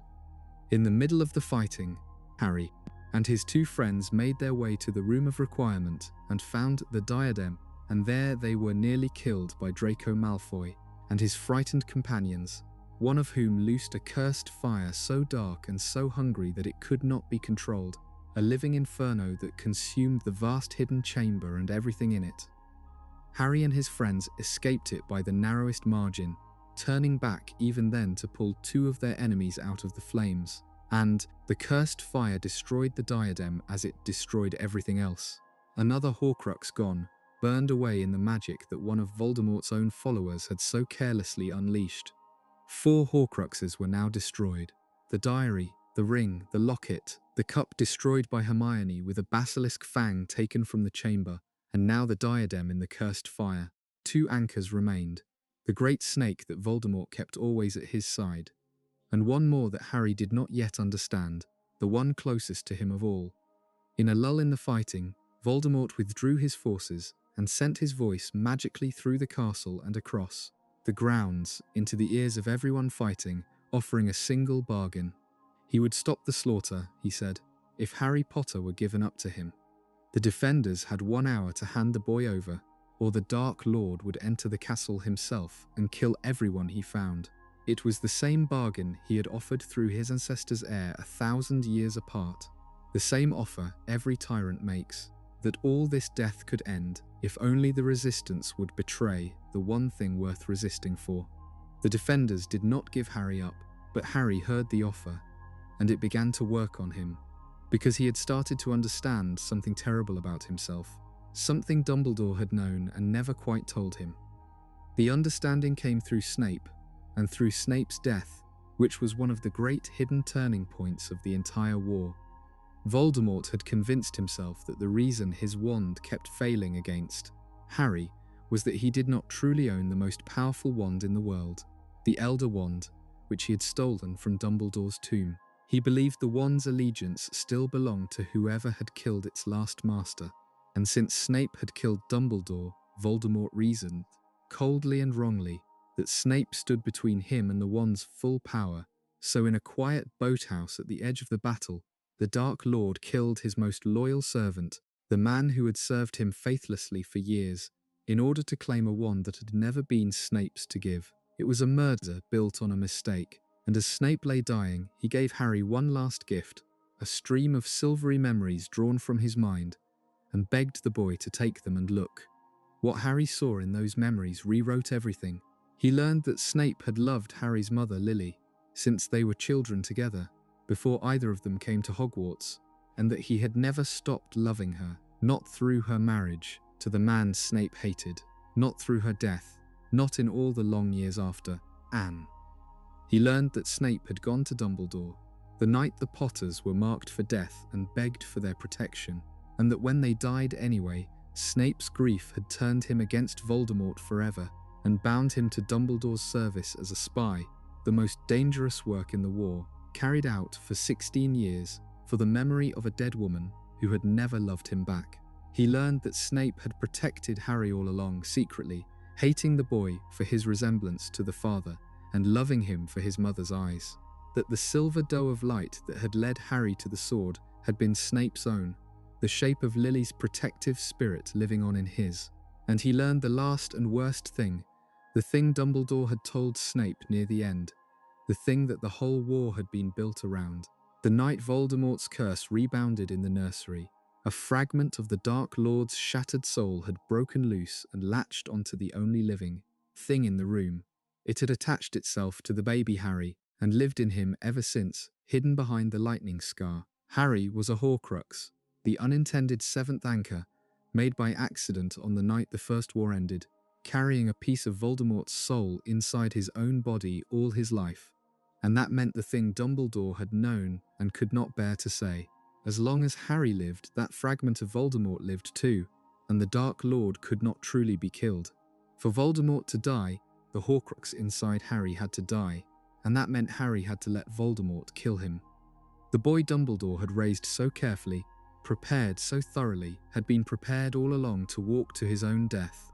At the right moment, a lamb fattened for slaughter, as Snape bitterly understood it. The whole war turned on a 16-year-old choosing to die, and Harry chose it. Understanding at last what he was and what had to happen, he walked alone out of the castle, past the bodies of the fallen, through the dark grounds, and into the forbidden forest where Voldemort waited with his Death Eaters. He did not fight. He did not even raise his wand. He used the Resurrection Stone, hidden all along inside a small gift Dumbledore had left him, to call up the shades of the people he had loved and lost, his parents, Sirius and others, who walked beside him through the last of the dark, and told him they were proud of him, and that dying did not hurt, and that they had never truly left him. And then he let Voldemort cast the killing curse, and he fell, and the piece of Voldemort's soul inside him was destroyed by the Dark Lord's own hand, without Voldemort ever knowing he had just killed the last thing protecting his own life. Harry did not die. This is the strange heart of the ending, and it turned on the same kind of deep magic that had run through the whole story. Because Voldemort had rebuilt his body using Harry's blood, the protection Lily had placed in that blood now lived in Voldemort too, tethering Harry to life as long as the Dark Lord lived.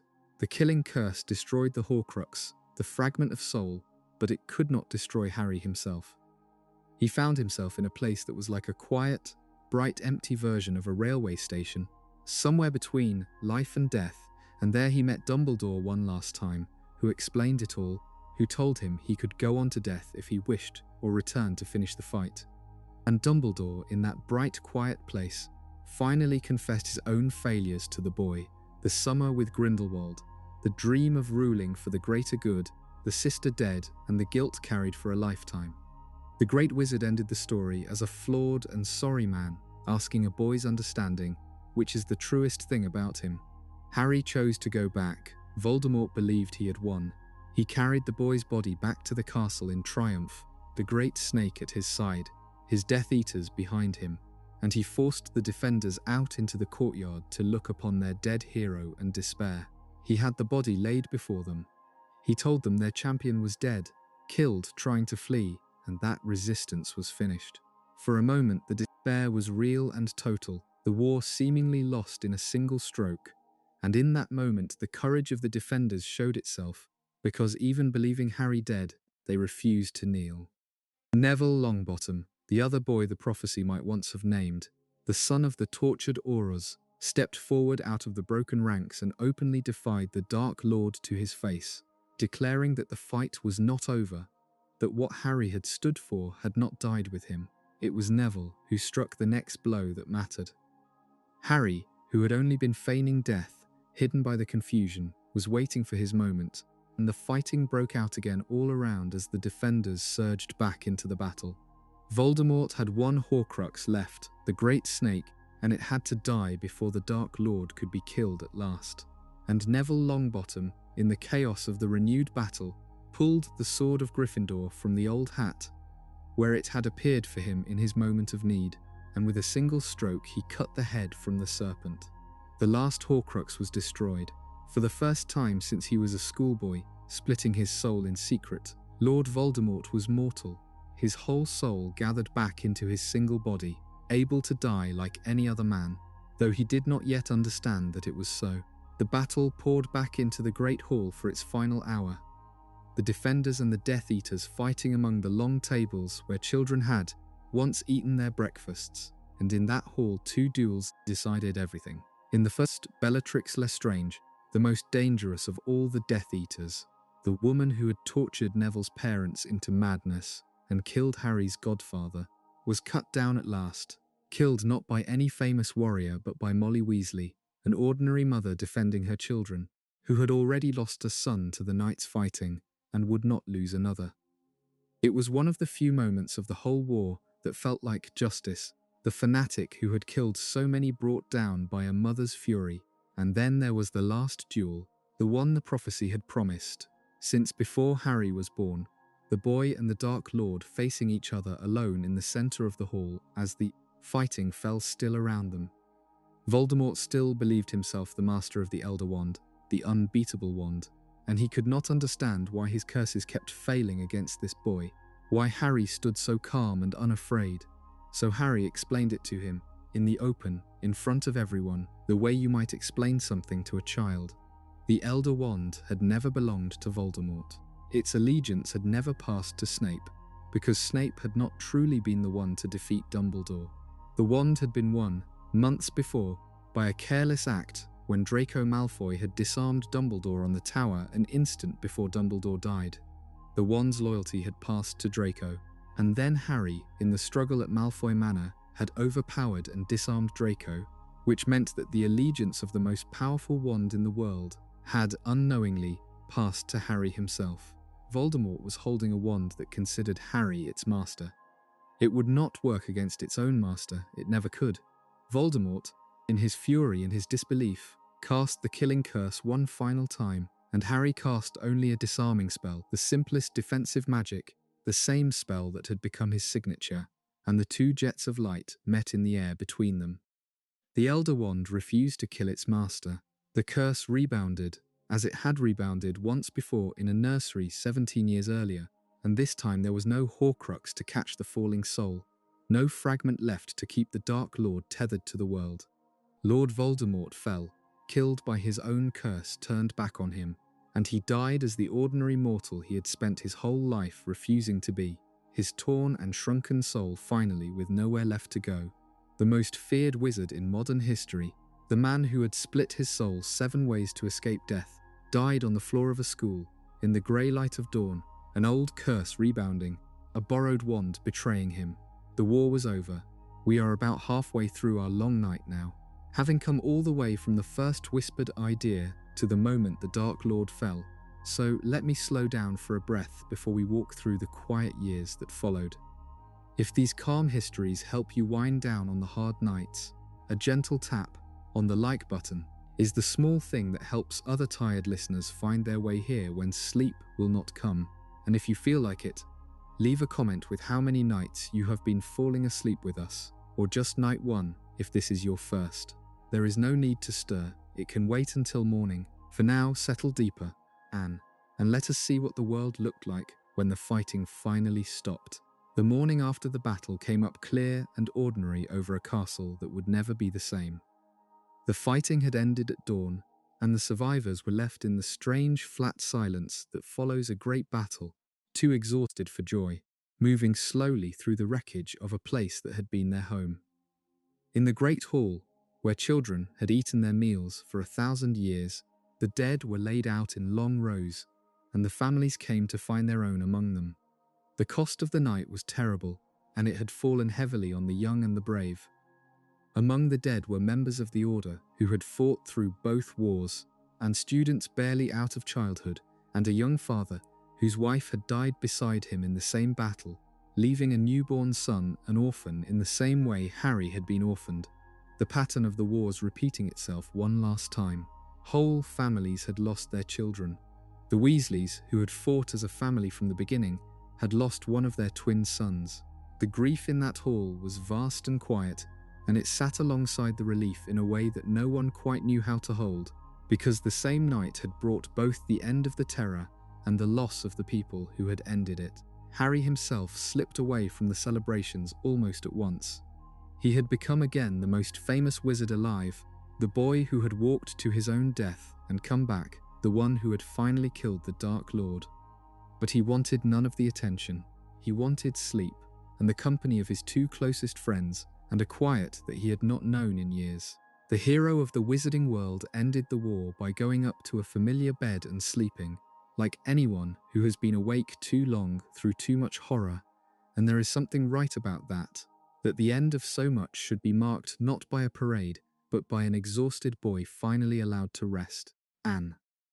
The first work of the piece was undoing the regime that Voldemort had built, and dismantling it turned out to be faster than building it had been, because so much of it had depended on fear, and the fear evaporated the moment the Dark Lord was dead. Those Death Eaters who had not died in the battle scattered, or were rounded up, and this time there were fewer escapes. Anne. Because the wizarding world had learned the lesson of the First War's easy pardons, and was less willing to believe the convenient stories. The puppet ministry collapsed. Overnight, the persecution of the Muggle-borns ended, the registration office shut, the imprisoned freed, the propaganda presses silenced. The Dementors, which had served the Dark Lord and bred their despair across the country, were driven back and stripped of their place, guarding the wizarding prison, never again to be used by a decent government as instruments of punishment. The whole apparatus of terror, which had loomed so total only a day before, came apart in the hands of a society suddenly free of the man who had held it together. Anne. The rebuilding of the Ministry of Magic fell to a man who had fought through both wars and earned the trust of nearly everyone, Kingsley Shacklebolt, an Auror, and a member of the Order of the Phoenix, who was made the temporary minister in the days after the battle, and then confirmed in the post. Kingsley understood, as the leaders of the first peace had not, that how a war ends matters as much as that it ends. Anne. He set out to build a government that would not become a gentler version of the thing it had just defeated. There would be real trials, with evidence and testimony, not the show trials and the roundups of the dark years.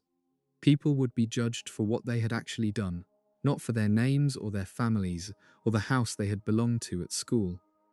The Aurors would catch dark wizards, but they would not become dark themselves in the catching. It was a quiet, unglamorous program of basic decency, and after the years of terror, it felt like clean air after smoke. The trials filled the months that followed, and they sorted the long roll of the guilty and the merely caught up into the places they would spend the rest of their lives. The committed Death Eaters, the killers and the torturers, the ones with the dark mark on their arms and blood on their hands, went to the wizarding prison, and few mourned them. The fanatics who had served the Dark Lord out of true belief, the ones who had tortured and murdered for the joy of it, were given no second pardons this time. But the ministry under Kingsley drew the careful lines that a just peace requires, and not everyone in the Dark Lord's orbit was treated as a monster. The Malfoy family was the great test of that mercy. Lucius, Narcissa, and Draco had all worn Voldemort's cause, had all stood among his followers, and by the strict accounting of the war, they might all have gone to prison. But at the very end they had turned.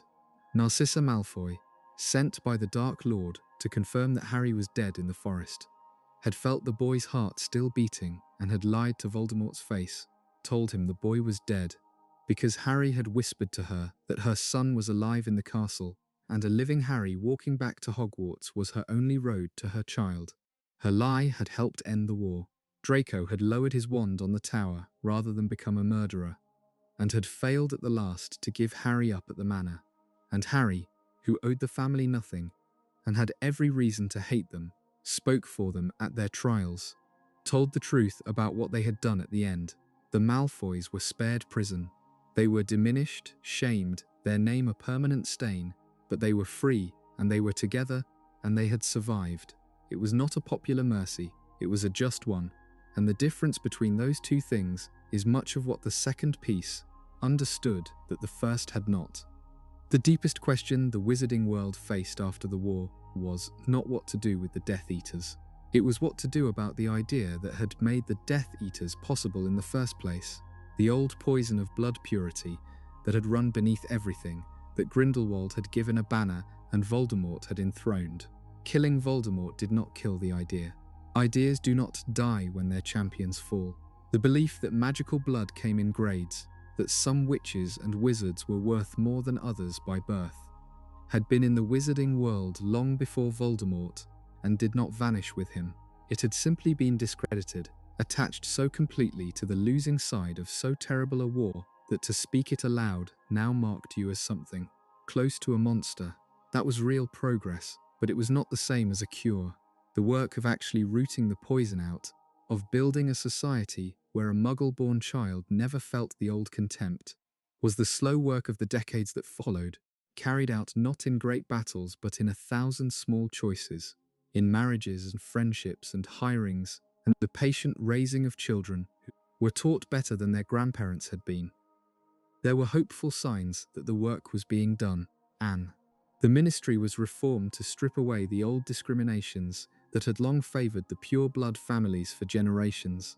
The school went on teaching every kind of child side by side, and the generation that came up after the war grew up with the war as history rather than memory, able to look at the old prejudice with the bafflement of people who could not understand why anyone had ever believed it. The slur that had been thrown at Muggleborns for centuries became slowly a word that decent people did not say. None of this was finished. Prejudice that old does not finish. But the direction had changed, and after centuries of the poison spreading, the simple fact that it was now receding was its own kind of victory, won at a terrible price, but won. Now that the whole of it has been laid out, end to end, it is worth stepping back from the events and looking at the shape they made, because seen from a distance, the two wizarding wars are really one long war, with a pause in the middle, and the pause was part of the war too. Trace the thread back and it runs unbroken. The idea of blood purity simmering for centuries, Grindelwald giving it a banner and waging the first great conflict of the modern age, defeated at last by Dumbledore in 1945, the poison surviving the defeat, flowing on into the old families waiting.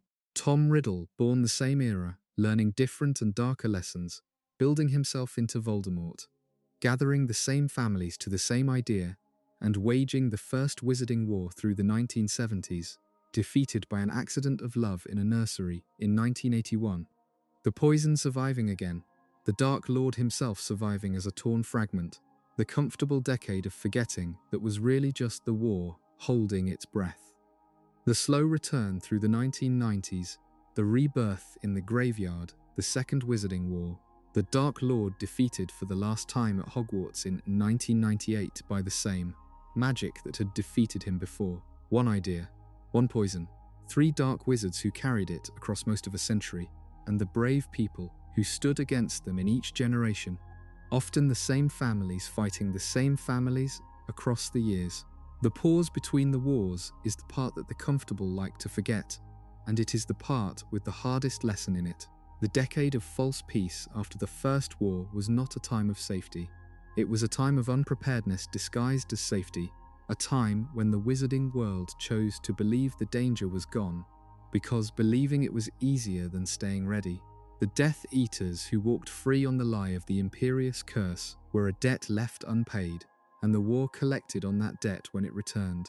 The refusal of the Ministry to admit the Dark Lord was back, the year of denial under Fudge, was the same mistake made a second time, the same preference for the comfortable story over the terrible truth, and it cost the wizarding world a year it could not afford, and lives it did, not have to lose. The wars teach many things, but the plainest of them is this: the danger does not go away because you stop looking at it. A poison does not die because its latest champion fell, and peace has to be defended in the quiet years as surely as in the loud ones, and the failure to do so is how the loud years come back. And running through all of it, against the poison and the fear and the long machinery of terror, was a single thread that the dark wizards never understood and never could. Love, the oldest magic, the thing they all dismissed. Voldemort tore it out of himself, piece by piece, and could not comprehend why it kept defeating him. He could not understand why a mother would die for a child she could have stepped aside to save, and so her sacrifice undid his curse. He could not understand why a man would serve in deadly secret for 16 years, for the memory of a woman who never loved him back, and so Snape's loyalty stayed hidden from him to the end and helped destroy him. He could not understand why a frightened mother would betray her own Dark Lord to save her son, and so Narcissa's lie ended the war. He could not understand why a boy would walk willingly to his own death to protect the people behind him, and so Harry's sacrifice broke the last Horcrux and stripped away the Dark Lord's final protection. Every time Voldemort lost, he lost to love, Anne, and every time he was baffled by it, because he had made himself into something that could no longer recognize the most powerful force in the world. That is the quiet center of the whole long war. The thing the dark wizards built their power by destroying in themselves was the very thing that destroyed them. The rebuilding of the wizarding world after the Second War was slow and ordinary, the way recovery always is, and the very ordinariness of it was the point. The castle itself had to be repaired, the broken towers and the shattered walls and the scorched grounds, and the work of it went on for a long time, the school reopening, the children returning, the great hall once again filled with the sound of meals rather than mourning. Those who had missed their final year of schooling because of the war were welcomed back to finish it, including Harry's friend Hermione, who would not let even a war keep her from her education. The teachers who had survived returned to their classrooms. The portraits of the fallen were hung, and year by year the school became again what it had always been, a place where children learned magic rather than a fortress where they had learned to fight. The survivors went on to lead their lives, and following the threads of where they ended up is one of the gentlest parts of the whole story, because so many of them found, after so much darkness, something close to peace. Harry, who had spent his childhood unwanted and his youth at war, became an Auror, a catcher of the dark wizards who remained, and rose in time to lead the office, turning the skills the war had forced on him toward protecting the peace it had won. He married into the family that had become his own, the Weasleys, marrying Ginny, and they had children. And Harry got at last the thing he had wanted more than fame or power, an ordinary family and a home that was truly his. His friend Ron worked beside him for a time and then helped run the joke shop his surviving brother had built, choosing laughter as a kind of healing after a war that had taken his twin. Hermione went into the ministry and spent her career dismantling, law by law, the old injustices that had let the poison flourish, including at last the cruelties done to magical creatures that the wizarding world had ignored for too long. Neville Longbottom, the shy boy who had grown into the one who cut the head from the serpent, became a teacher at Hogwarts, passing on what he knew to new generations. The son of the tortured Aurors became a gentle and beloved professor. The brave became, mostly, ordinary, and after what they had survived, ordinary was a gift. Severus Snape was given, in death, the recognition he had been denied in life. The truth of what he had done, the 16 years of deadly service for the memory of a woman he loved, came out through Harry, who made certain that the bravest man he had ever known was remembered as a hero of the war, rather than the traitor everyone had believed him to be. His portrait took its place among the headmasters of Hogwarts, and in the most lasting tribute of all, Harry named one of his own sons after him, Albus Severus, after the two headmasters who had shaped the war, the great flawed wise man and the cold brave spy, so that the names of a Gryffindor and a Slytherin were carried together by a single child of the peace. Even Dumbledore, in death, was understood more fully than he had been in life. The truth of his own youth, the summer with Grindelwald, the dream of ruling for the greater good, the sister dead and the lifelong guilt, came out after the war, and it complicated the simple image of the wise old wizard with the twinkling eyes. But the complication made him more, not less. He had not been a saint.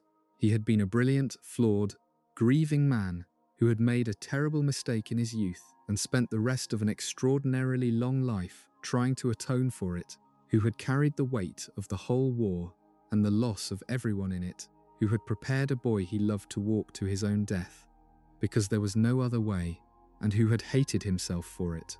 The wizarding world learned to hold both the wisdom and the failures together, which is the only honest way to remember anyone who actually lived. 19 years after the Dark Lord fell, on an ordinary 1st of September, the story reached the quiet ending that it had been moving toward all along, on a railway platform in London, where the families gathered to send their children off to school.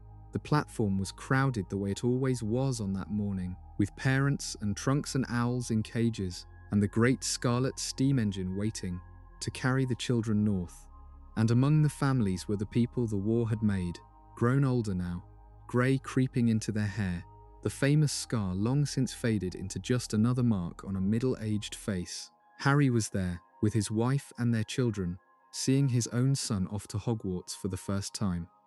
His friends were there, their children mixed in with his, a whole new generation of a family that had been forged in war and had chosen, in peace, to simply grow.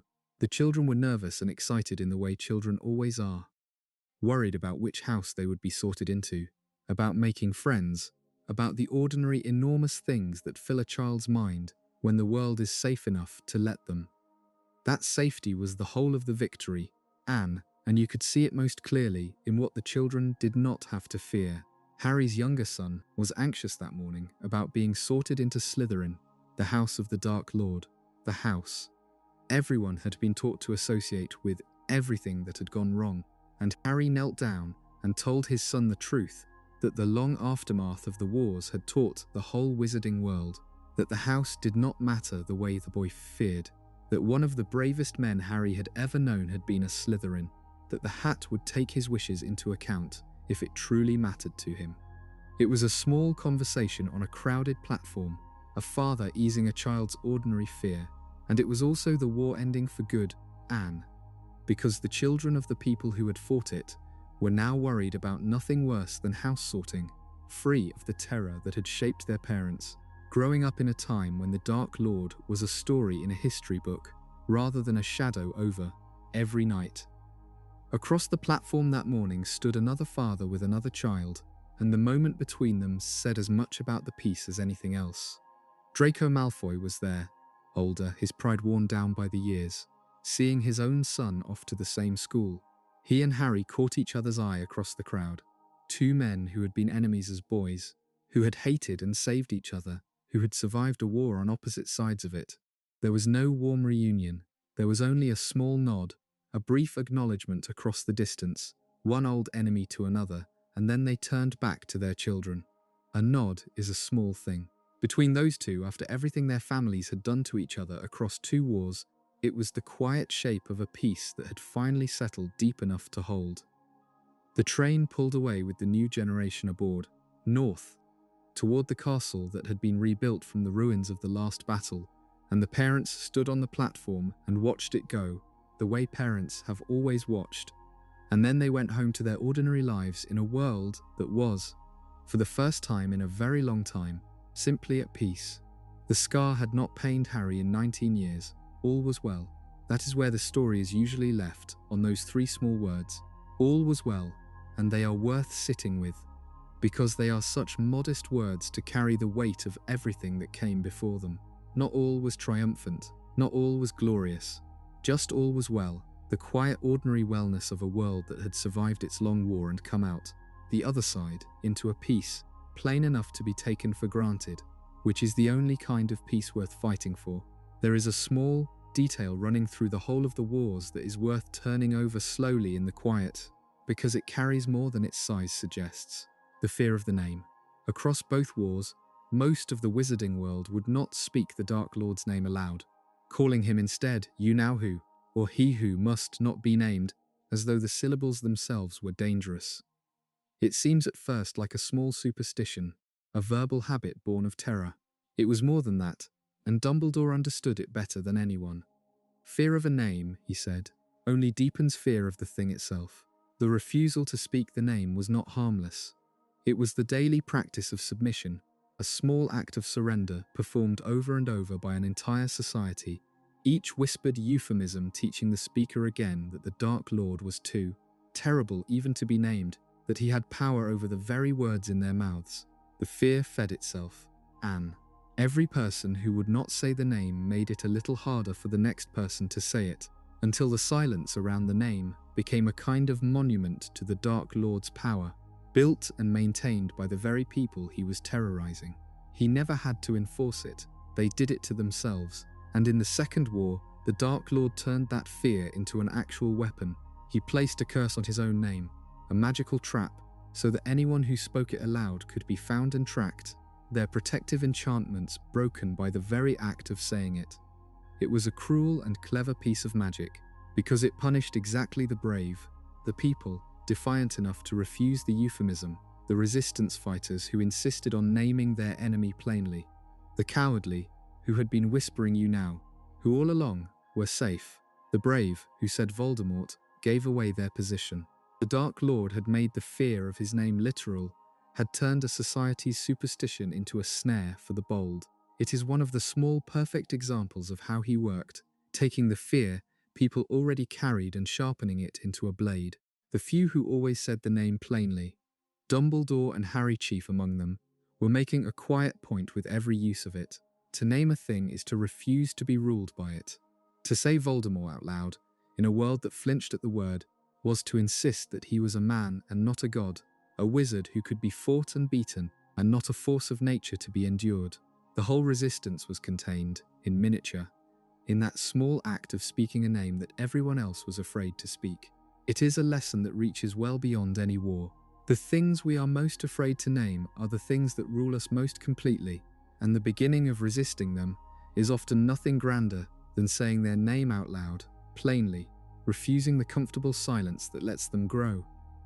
There is another thread worth following in the stillness, the strange matter of the prophecy, because the whole of both wars turned on it, and the way it worked tells you something quiet and important about choice.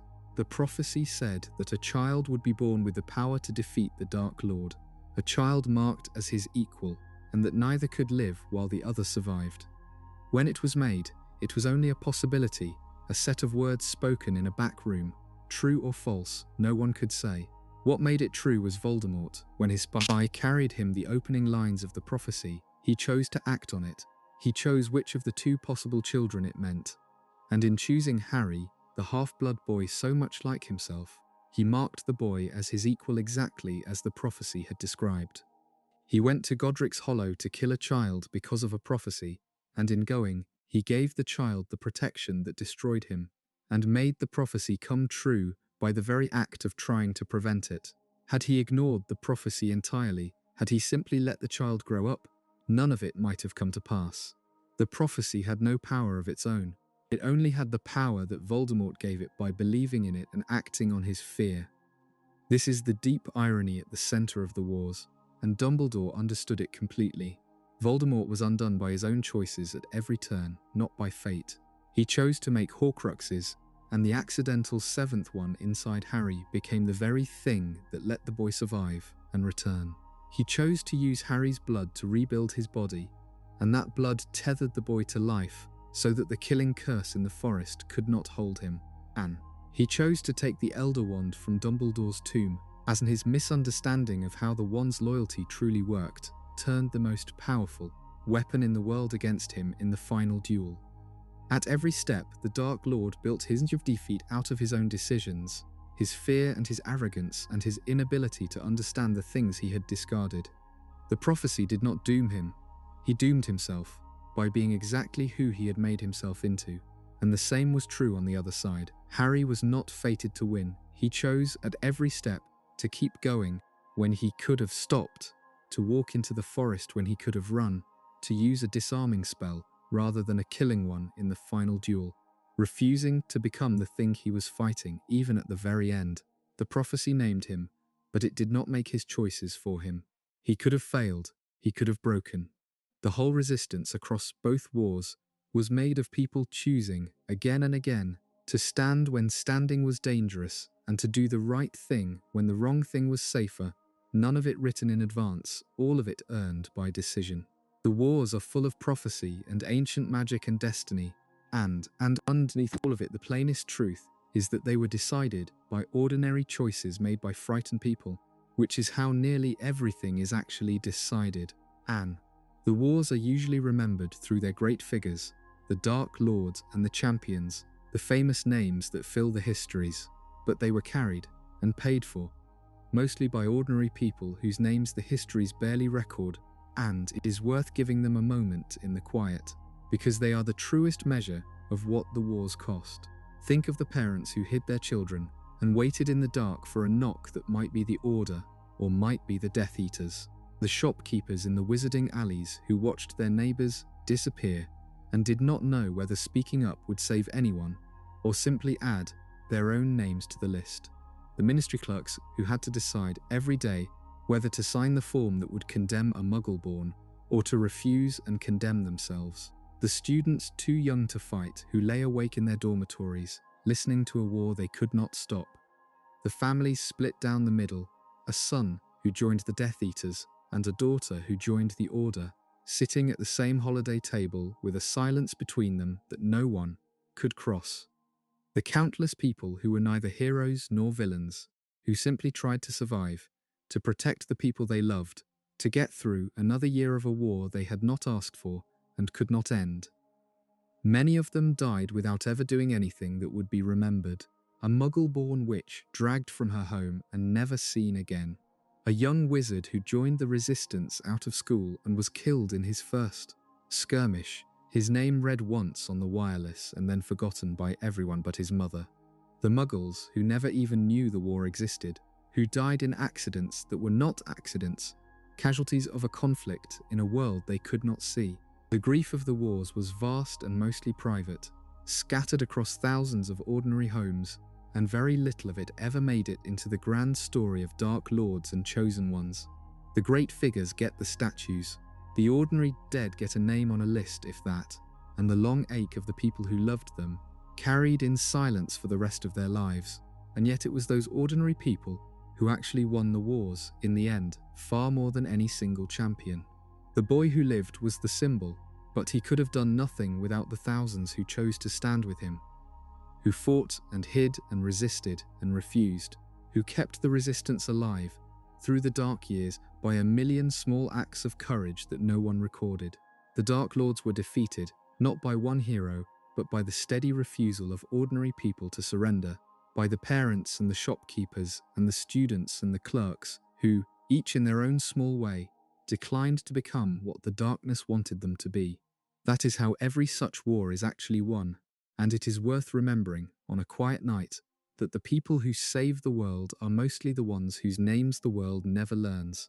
Let the events settle now, and let us think for a while about how the wars will be remembered, far down the years, long after everyone who lived through them is gone, because a 1,000-year-old society remembers its great catastrophes for a long time, and the memory changes as it travels. For the generation that survived, the wars were raw and personal, measured in the empty chairs at the table, the friends who did not come back, the scars that did not fade. They could not speak of it lightly. They flinched at the name even after it was safe to say, Anne. The war lived in their bodies and their nightmares, and they carried it the way every generation that survives a great horror carries it, as a weight that never fully lifts. For their children, the war was close but not their own, a thing their parents had lived through. important and terrible, spoken of at memorials and on the anniversary of the last battle. And for the children after that, and the ones after them, the war became history, then legend, then at last the kind of distant founding story that a society half remembers and half mythologizes, the names worn smooth. The Dark Lord become a figure as storybook as the dark wizards of earlier centuries. That softening is not a betrayal of the dead. It is how memory works, and it is in its way a mercy. The point of winning a war is so that the children who come after will not have to feel it the way you did, will be free to take the peace for granted, to worry about small ordinary things, to find the old terror almost impossible to imagine. Child a century after the Battle of Hogwarts, learning the dates of the Wizarding Wars in a history lesson, bored, glancing out the window, is the truest victory the people who fought those wars could ever have won. They fought so that someone could one day be bored by the story of it. The forgetting that comes with the centuries is the thing the dying were dying for, even if they could not have named it so. What endures, when the details have worn away, is the lesson, if the society is wise enough to keep it, that the poison of treating some people as worth less than others, left alone to simmer, will find a champion and become a war, that the danger does not vanish because you stop looking at it, and that comfortable denial is how the darkness returns, that the things we are afraid to name are the things that rule us, that fate is mostly made of choices, and that ordinary people choosing well, again and again in small frightened moments, are what actually hold the darkness back. And that love, the oldest and least respected magic, the thing the Dark Lords always discarded, is in the end more powerful than all their torn souls and stolen wands and gathered armies. These are the things worth carrying forward when the dates and the names have faded. The Wizarding world paid for those lessons in blood across most of a century. Whether it keeps them is the work of every generation that inherits the peace. The castle itself endures, which is perhaps the most comforting thought of all on a quiet night. Hogwarts stood for 1,000 years before the wars, and it stood after them, rebuilt from the ruins of the last battle, its towers raised again, its halls filled again with the sound of children, the same lake, the same forest at its edge, the same great hall, under the same enchanted ceiling showing the same sky. The stone does not remember the war the way people do. It simply goes on being the school, holding generation after generation of children, teaching them magic, sending them out into the world, welcoming the next ones in the autumn. The wars passed through it like a terrible storm passing over an old and patient mountain, and when the storm had blown itself out, the mountain was still there, scarred perhaps, but standing, as it had always been and would long continue to be. Let the history rest now, and let us simply spend a while in the world the wars left behind, on an ordinary peaceful night, a generation after the last battle, because there is no better way to feel the weight of what was won than to sit inside the quiet it brought. Picture the Wizarding world on such a night, scattered and hidden across the country the way it has always been, in a city, behind a shabby pub that ordinary people walk past without seeing. A cobbled alley of crooked shops has shut up for the evening, the lamps dimmed, the cauldrons and the owls and the bookshops dark, a cat picking its way along a windowsill under a thin moon. Anne. In villages here and there, a house that looks like any other holds a family of witches and wizards settling in for the night. A kettle warming itself on the stove without anyone tending it. A clock on the wall with hands that show not the time, but where each member of the family is, and every hand tonight pointing safely at home. The whole secret world breathing slow in the dark, going about the small business of bedtime, untroubled. The terror that once filled these same nights now only a story in the history books. And in the far north, on its lock among the mountains, the castle stands lit against the dark, its hundreds of windows glowing warm. The children inside it long since sent up to their dormitories, the corridors quiet, the moving staircases gone still for the night. The ghosts drift on their endless rounds through the silent halls, the only ones awake, trailing their old centuries behind them. The portraits doze in their frames. In the kitchens far below, the work is done and the fires banked low. The great hall is empty, the long tables cleared, the enchanted ceiling showing the real sky above the mountains, a scatter of cold stars and a thin moon over the silent water of the loch. The school sleeps as it has slept 10,000 times, holding its children safe through the dark. There is a particular peace in the castle at this hour, the peace of a place that has come through the worst and survived it. These same halls held a battle once, the largest the wizarding world had seen, spells lighting the dark like lightning, the dead laid out in rows in the very hall that now sits quiet and empty under its painted sky. The stones remember it, if stones remember anything. And yet the overwhelming feeling of the place on a peaceful night is not haunted but calm, the calm of a wound long healed, the calm of a home that was nearly lost and was not lost after all. The children sleeping in the towers tonight know the battle only as a date in a lesson. They sleep soundly above the ground where so many died so that they could sleep soundly, and there is no better monument to the fallen than that untroubled sleep. The deep, easy rest of children who have never had to be afraid. If your own thoughts wander as the night deepens, let them wander toward easy things.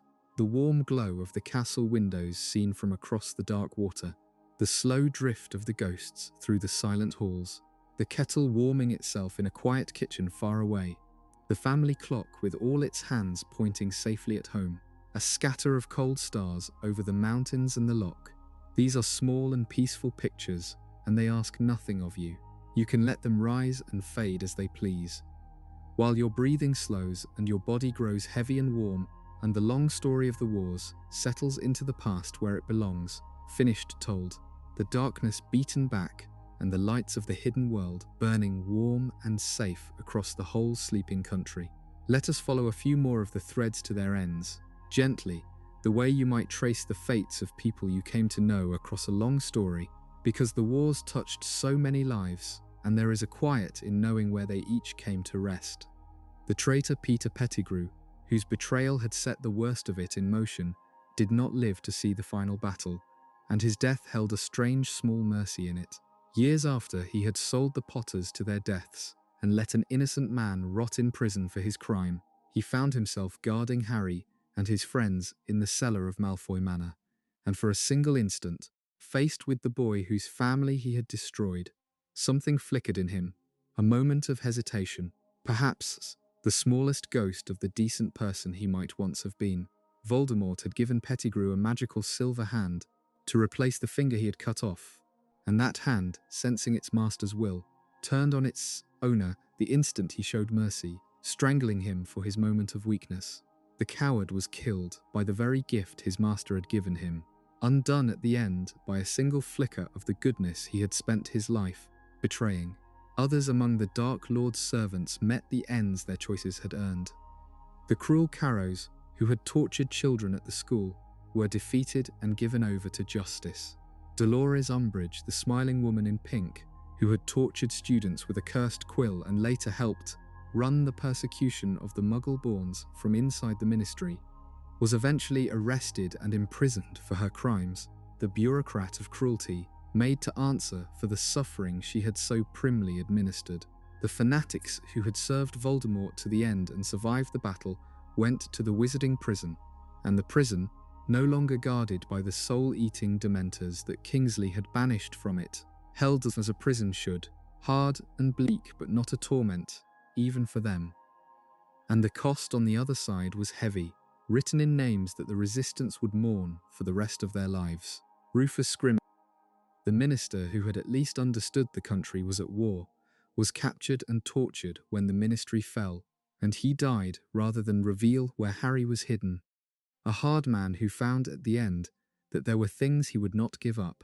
Remus Lupin and his wife Tonks, who had married and had a child in the middle of the war, both died in the final battle, leaving their infant son an orphan. The boy raised by his grandmother and his godfather Harry, the pattern of the orphan child passing down one more time into the peace. The fierce old Auror Mad-Eye Moody had died earlier, in the flight that opened the last year, killed protecting the boy he had sworn to guard. Fred Weasley, one of the laughing twins, died in the castle with a smile still on his face, and his twin brother carried the loss for the rest of his life. The two of them, who had never been apart, now parted forever. Young students died, children who had stayed to fight when they could have fled, their names added to the long list, carved eventually into the stone of the school's memorial. Harry himself made one last quiet choice that closed the longest thread of all, the thread that reached all the way back to Grindelwald's war. He had become, by the strange chain of disarmings, the true master of the Elder Wand, the most powerful wand ever made, the wand that Grindelwald had wielded, and Dumbledore had won, and Voldemort had stolen, and that had in the end refused to kill its rightful owner. With that wand in his hand, Harry could have been the most powerful wizard in the world, unbeatable, master of a weapon that had drawn blood across centuries. He chose not to keep it.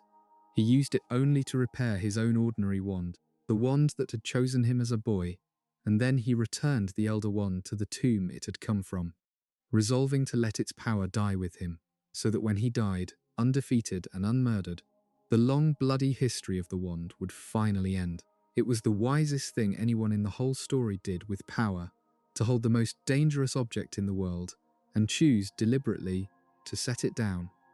The wand that had passed from hand to hand through conquest and murder for 1,000 years was laid to rest by a boy who simply did not want it, and with that small refusal, the oldest dark thread of the wars was simply cut. The resistance that stood against the darkness across both wars deserves its own quiet consideration, Anne, because the Order of the Phoenix was one of the few things that ran the whole length of the story, and it tells you something about how darkness is actually opposed. The Order was never an army, it was never large, never official, never backed by the full power of the Ministry. It was a small band of volunteers, assembled by Dumbledore in the First War and reassembled by him in the Second, ordinary witches and wizards, who agreed to fight the Dark Lord directly, outside the failing structures of the state, knowing the odds were against them. They had no special powers beyond their own skill and courage. They were badly outnumbered in both wars. Many of them died, and they knew going in that many of them would.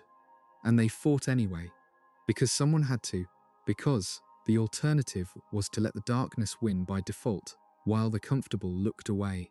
What held the Order together was not strength, but a kind of stubborn decency, a refusal to accept the world the Dark Lords were trying to build.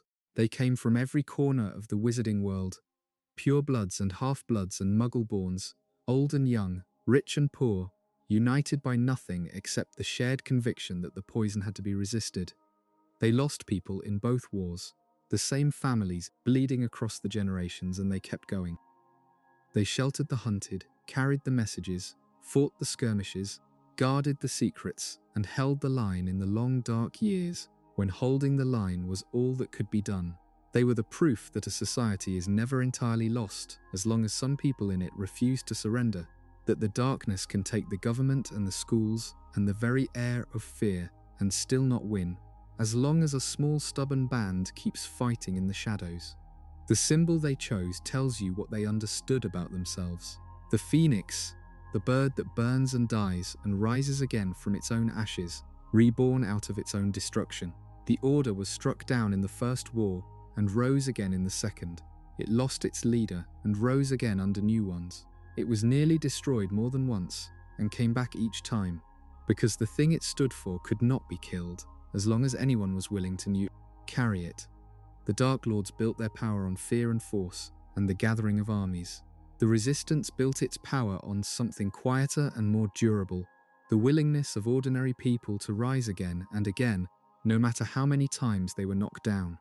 In the end, the quiet, durable thing outlasted the loud, powerful one, as it usually does, given enough time and enough courage.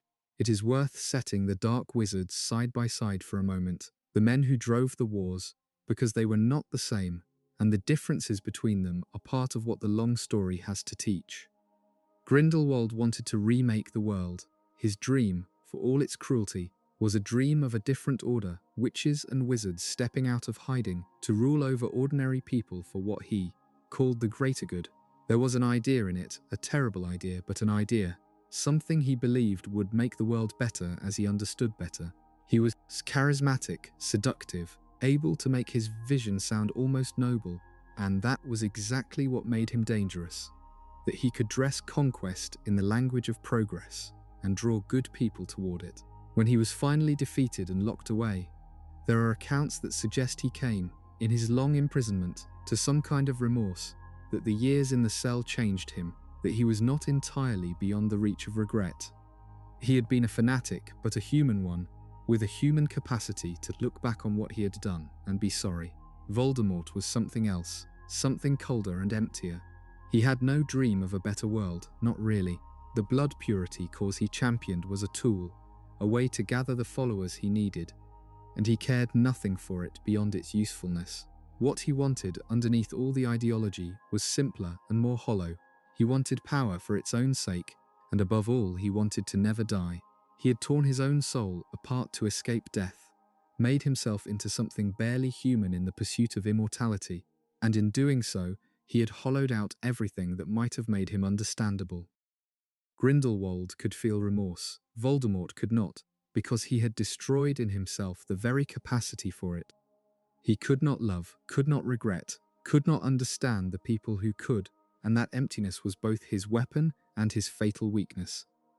He was more powerful than Grindelwald and far less human, and his war was crueler and more purely destructive, precisely because there was no real vision behind it, nothing but fear of death and hunger for power dressed up in a borrowed cause.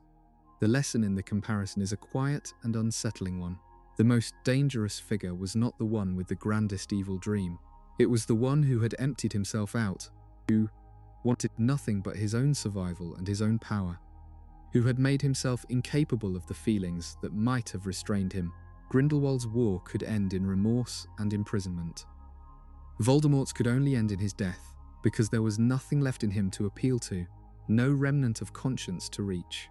The wizarding world learned, across the two wars, that the emptiest people can be the most destructive, that a man who has hollowed out his own humanity in the pursuit of power has also hollowed out everything that might have stopped him, and that there is finally no bargaining with such a person, only the grim necessity of standing against him until he falls.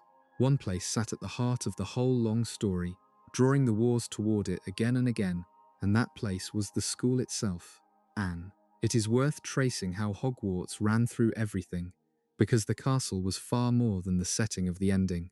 It was woven into the wars from the very beginning. It began at the school. The poison that fed the wars was given its oldest expression by one of the school's own founders, Salazar Slytherin, whose belief that magic should be kept pure, and his quarrel with the other founders over Muggle-born students planted, 1,000 years early, the seed of the idea that both Dark Lords would later water with blood. The Chamber of Secrets he left, hidden beneath the castle, was opened first by the schoolboy Tom Riddle, the school's most brilliant and most dangerous student, and the murder he committed there gave him his first Horcrux. The Dark Lord was made, in large part, at Hogwarts, in its library and its dungeons and its hidden chamber, by a lonely orphan who found in the castle the only home he ever knew, and twisted everything it gave him toward darkness. And then, across both wars, the school was a refuge as much as a wound. It sheltered the children while the world outside fell into terror. It was where Dumbledore, its headmaster, built and rebuilt the Resistance. It was where the next generation learned magic and also learned courage, where Dumbledore's army taught itself to fight when the Ministry forbade it, and where a generation of children grew into the soldiers who would defend the castle in the end. The school took in the orphan Harry and gave him the home he had never had, the friends who became his family, the place worth fighting for. The same castle that had made the Dark Lord also made the people who would defeat him, which is perhaps the truest thing about it, that a place is not good or evil in itself, but becomes what the people inside it choose to make of what it offers. The wars ended where so much of them had begun, in the castle, in the Battle of Hogwarts, the school becoming a fortress one last time, its ancient enchantments raised in its defense, its stone guardians marching, its students and teachers, and the people of the wizarding world standing together within its walls against the darkness gathered outside. And when the Dark Lord fell at last, he fell on the floor of the school's great hall, in the heart of the place that had made him, and that he had come to destroy, killed by his own rebounding curse in the very building where he had first split his soul as a boy. There is a terrible symmetry in it, the Dark Lord ending where he began, the castle outlasting the orphan it had raised, and the monster he became, and then the school did the thing it had always done. It was rebuilt, and it opened its doors, and it took in the next generation of children.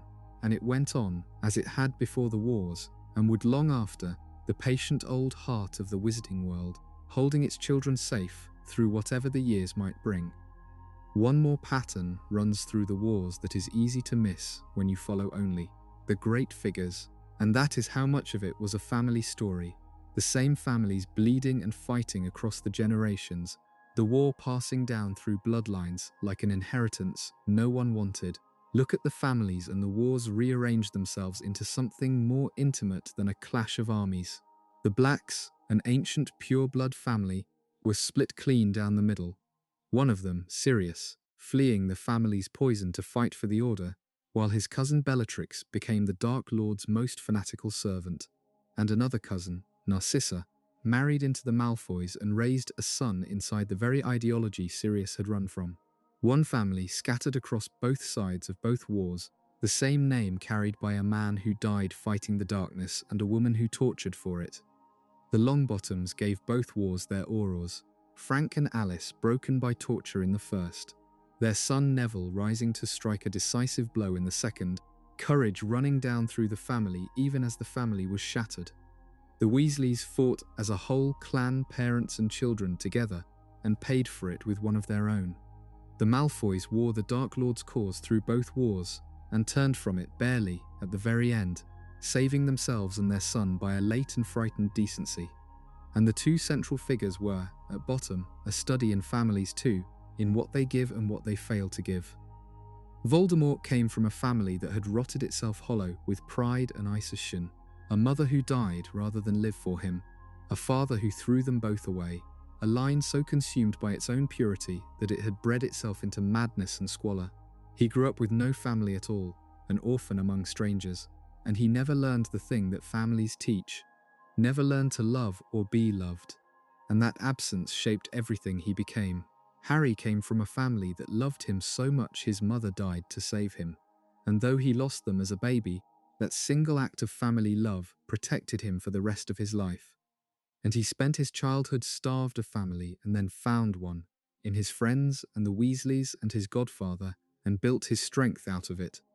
The orphan who was never loved became the Dark Lord.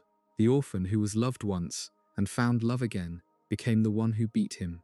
The wars turn in the end on something as old and ordinary as that, on the difference between a child who is loved and a child who is not. There is a hard tenderness in seeing the wars this way, as a thing that happened to families, that split brothers from cousins and parents from children, that passed down through bloodlines and gathered at holiday, tables gone silent with grief and disagreement. The great histories record the battles and the Dark Lords. The families recorded something quieter, and just as true, the empty chair, the relative who joined the wrong side, the son who did not come home, the long work of loving the children who survived enough to keep them from carrying the war into the next generation. Every war is a family story underneath the maps and the dates, and the Wizarding Wars were no different, fought by families, suffered by families, and finally ended as much as anywhere, around the tables where the survivors gathered their loved ones, close and chose, deliberately, to raise the next generation in something warmer than what had come before. Somewhere in the long story there is a quiet truth about courage that is worth turning over while the night settles, because the wars were full of brave people, and the bravery did not look the way children imagine bravery looks. The courage that mattered most was rarely the grand kind, the wand raised on the battlefield, the duel against the Dark Lord. It was smaller and harder and far less glorious. There was the courage of the people who kept telling the truth when the truth was dangerous and unwelcome, the 14-year-old insisting the Dark Lord had returned, while an entire government called him a liar. There was the spy who lived for years inside the enemy's circle, alone, despised by the people he was secretly protecting, with no one to tell and no thanks coming. A frightened boy lowered his wand on a tower rather than become a murderer, and a frightened mother lied to the most dangerous wizard alive to save her son. And there was the courage of ordinary people choosing, in small private moments that no one would ever see, to do the decent thing when the cowardly thing was safer. Real courage, the wars seem to say, is not the absence of fear. The bravest people in the whole story were often the most afraid. Harry was frightened walking into the forest to die, and walked anyway. Neville was frightened standing up to the Dark Lord before the watching armies, and stood anyway. The members of the Order knew the odds and the likely cost, and fought anyway. The thing that made them brave was not that they felt no fear, but that they did not let the fear decide what they did. They were afraid, and they acted well in spite of it, which is the only kind of courage that actually exists, the courage available to ordinary frightened people, which is to say the courage available to everyone. And the opposite was true of the failures in the story, which were rarely failures of power, and almost always failures of courage of this quiet kind. The ministry that would not admit the Dark Lord had returned was not weak. It was afraid of the panic, afraid of the truth, and it let that fear choose the comfortable lie. The people who looked away while their neighbors were dragged off were not powerless. They were afraid, and they let the fear decide. The wars were lost in their darkest stretches, Anne. Not because the good people lacked strength, but because too many of them let their fear make their choices for them. And the wars were won, in the end, by the smaller number who would not. That is a hard lesson and a hopeful one at the same time, because it means the thing that matters most is within reach of anyone, not power, not skill, just the daily ordinary decision to not let fear be the thing that decides. Let the weight of the history ease off now, and let us drift for a while through the small ordinary magic of the world, the wars left behind, because the peace was not made of grand things. It was made of small ones, and the small ones are the easiest to fall asleep inside. In the years after the last battle, the wizarding world went back to its quiet everyday enchantments, the kind that had always filled its days, and that the wars had threatened and failed to take away. Dishes that washed themselves in the sink, while a family talked over the day. Knitting needles that worked on their own by the fire, turning out another lopsided jumper for another grandchild. Letters that arrived by owl in the soft grey of early morning, the birds tapping at the window and waiting patiently for someone to let them in. Clocks that told you not the hour, but whether the people you loved were home or out or safe. Gardens where the gnomes had to be gently shooed from the flower beds, and orchards where the fruit was charmed to keep the birds off, and kitchens where a pot would stir itself if you asked it nicely. The ordinary magic of an ordinary life, going on, undramatic and warm, in thousands of hidden homes across the country. The seasons turned over the wizarding world the way they always had. Autumn brought the new term, the train north through the misted hills, the children pressing their faces to the windows for the first sight of the castle across the dark water, the candles floating over the long tables as the youngest ones were sorted into their houses. Winter wrapped the school in snow, the lake frozen solid, the windows glowing gold against the early dark, the great hall hung with frost and firelight, while the children went home for the holidays to warm, crowded houses full of family. Spring crept back over the grounds, the ice breaking on the loch, the forest greening at its edge, the long light returning. And summer emptied the castle out again, the children scattering home across the country, the old building left to doze in the warm months, with only the ghosts and the caretaker, and the slow patient quiet, waiting for autumn to fill it once more. Round and round, year after year, the seasons turning over a world at peace, the wars receding a little further into the past with every turn. If your eyes are heavy now, let them close, and let these easy pictures be the last thing in your mind before sleep. A snowed-in castle glowing gold against the winter dark, an owl tapping softly at a window in the grey morning light, knitting needles clicking by themselves beside a warm fire, a family clock with every hand pointing safely at home, the train winding north through the autumn hills toward the lights of the school. None of these ask anything of you. They are just warm, small pictures from a world that came through its long darkness and out into an ordinary, peaceful quiet, the kind of quiet that is easy to rest inside, the kind the people in the story fought so hard to win, and that you are free to borrow, now, on this ordinary night, as you let yourself grow heavy and slow and ready for sleep. The thing about that peace, the thing worth holding onto as you drift, is how ordinary it was allowed to become. The people who fought the wars did not win a glorious shining new world. They won an ordinary one, a world where dishes wash themselves and owls bring the post, and children worry about nothing worse than which house they will be sorted into. That was the whole point, that was the victory. Not a paradise, just a normal life, restored and made safe, the terror lifted, the nights quiet again. There is something restful in that, in knowing that all the struggle and all the loss was in the service of something as plain and good as an ordinary peaceful evening, a warm house, a safe night, a family clock with all its hands at home. The wars were enormous. What they protected was small and simple and warm, and it is the small, simple, warm thing that lasts. There is a road not taken in the story that is worth walking down for a moment in the quiet, because it turns on a choice the Dark Lord made without understanding it, and it shaped two lives in opposite directions. The prophecy could have meant either of two boys. Both were born as July ended in 1980. Both had parents who had defied the Dark Lord 3 times. Harry Potter, the half-blood son of James and Lily, and Neville Longbottom, the pure-blood son of Frank and Alice, the Aurors. When Voldemort heard the prophecy, he had to choose which child to fear, and he chose Harry, perhaps because the boy's mixed blood mirrored his own, perhaps for reasons he never explained, even to himself. In choosing Harry, he marked Harry as his equal and left Neville alone, and so the two boys grew up on opposite sides of a choice that neither of them made and neither of them even knew about for years. Consider what that choice did. By marking Harry, Voldemort sent his curse to Godric's Hollow, killed the Potters, gave Harry the scar and the fame and the protection and the terrible destiny.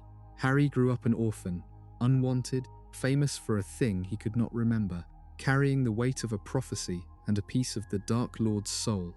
And Neville, the boy who was not chosen, grew up under a different shadow. His parents were not killed, but tortured into madness by the Dark Lord's followers in the chaos after the First War, left alive but emptied, so that Neville grew up visiting a mother and father in a hospital ward who did not know his cult face. Neither boy was spared. The chosen one lost his parents to death, the unchosen one lost his to something perhaps worse, and both grew up shaped by the Dark Lord's reach into their families before they could even speak. And here is the quiet wonder of it. In the end, it did not matter which boy the prophecy had named, because both of them rose to meet it. Harry walked into the forest to die and came back to face the Dark Lord, and Neville, the boy who was not chosen, the shy and clumsy child everyone had overlooked, stood up before the watching armies when everyone believed Harry dead, defied the Dark Lord to his face, and cut the head from the last Horcrux with the sword of Gryffindor, striking one of the decisive blows of the entire war. The chosen one and the one who was passed over both turned out to be exactly the kind of person the moment required.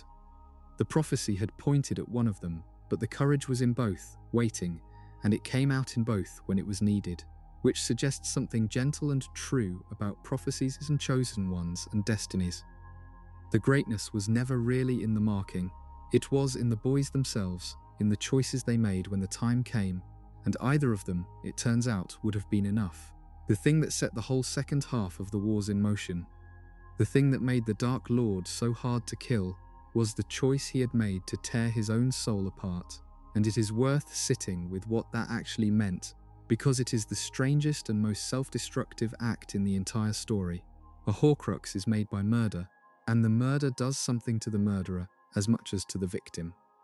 To split off a piece of the soul and seal it away, a wizard has to commit the supreme act of evil, and the act of killing tears the soul along the wound. Voldemort did this not once but 6 times, deliberately, choosing each time to rip away another fragment of himself and hide it in an object outside his body. He thought he was making himself stronger, anchoring himself to life, building a safety net of soul pieces so that no single death could ever finish him, and in a narrow sense he was right. The Horcruxes did keep him tethered to the world when his body was destroyed at Godric's Hollow. They did give him his way back, but look at the cost he never seems to have understood. Each time he split his soul, he became less.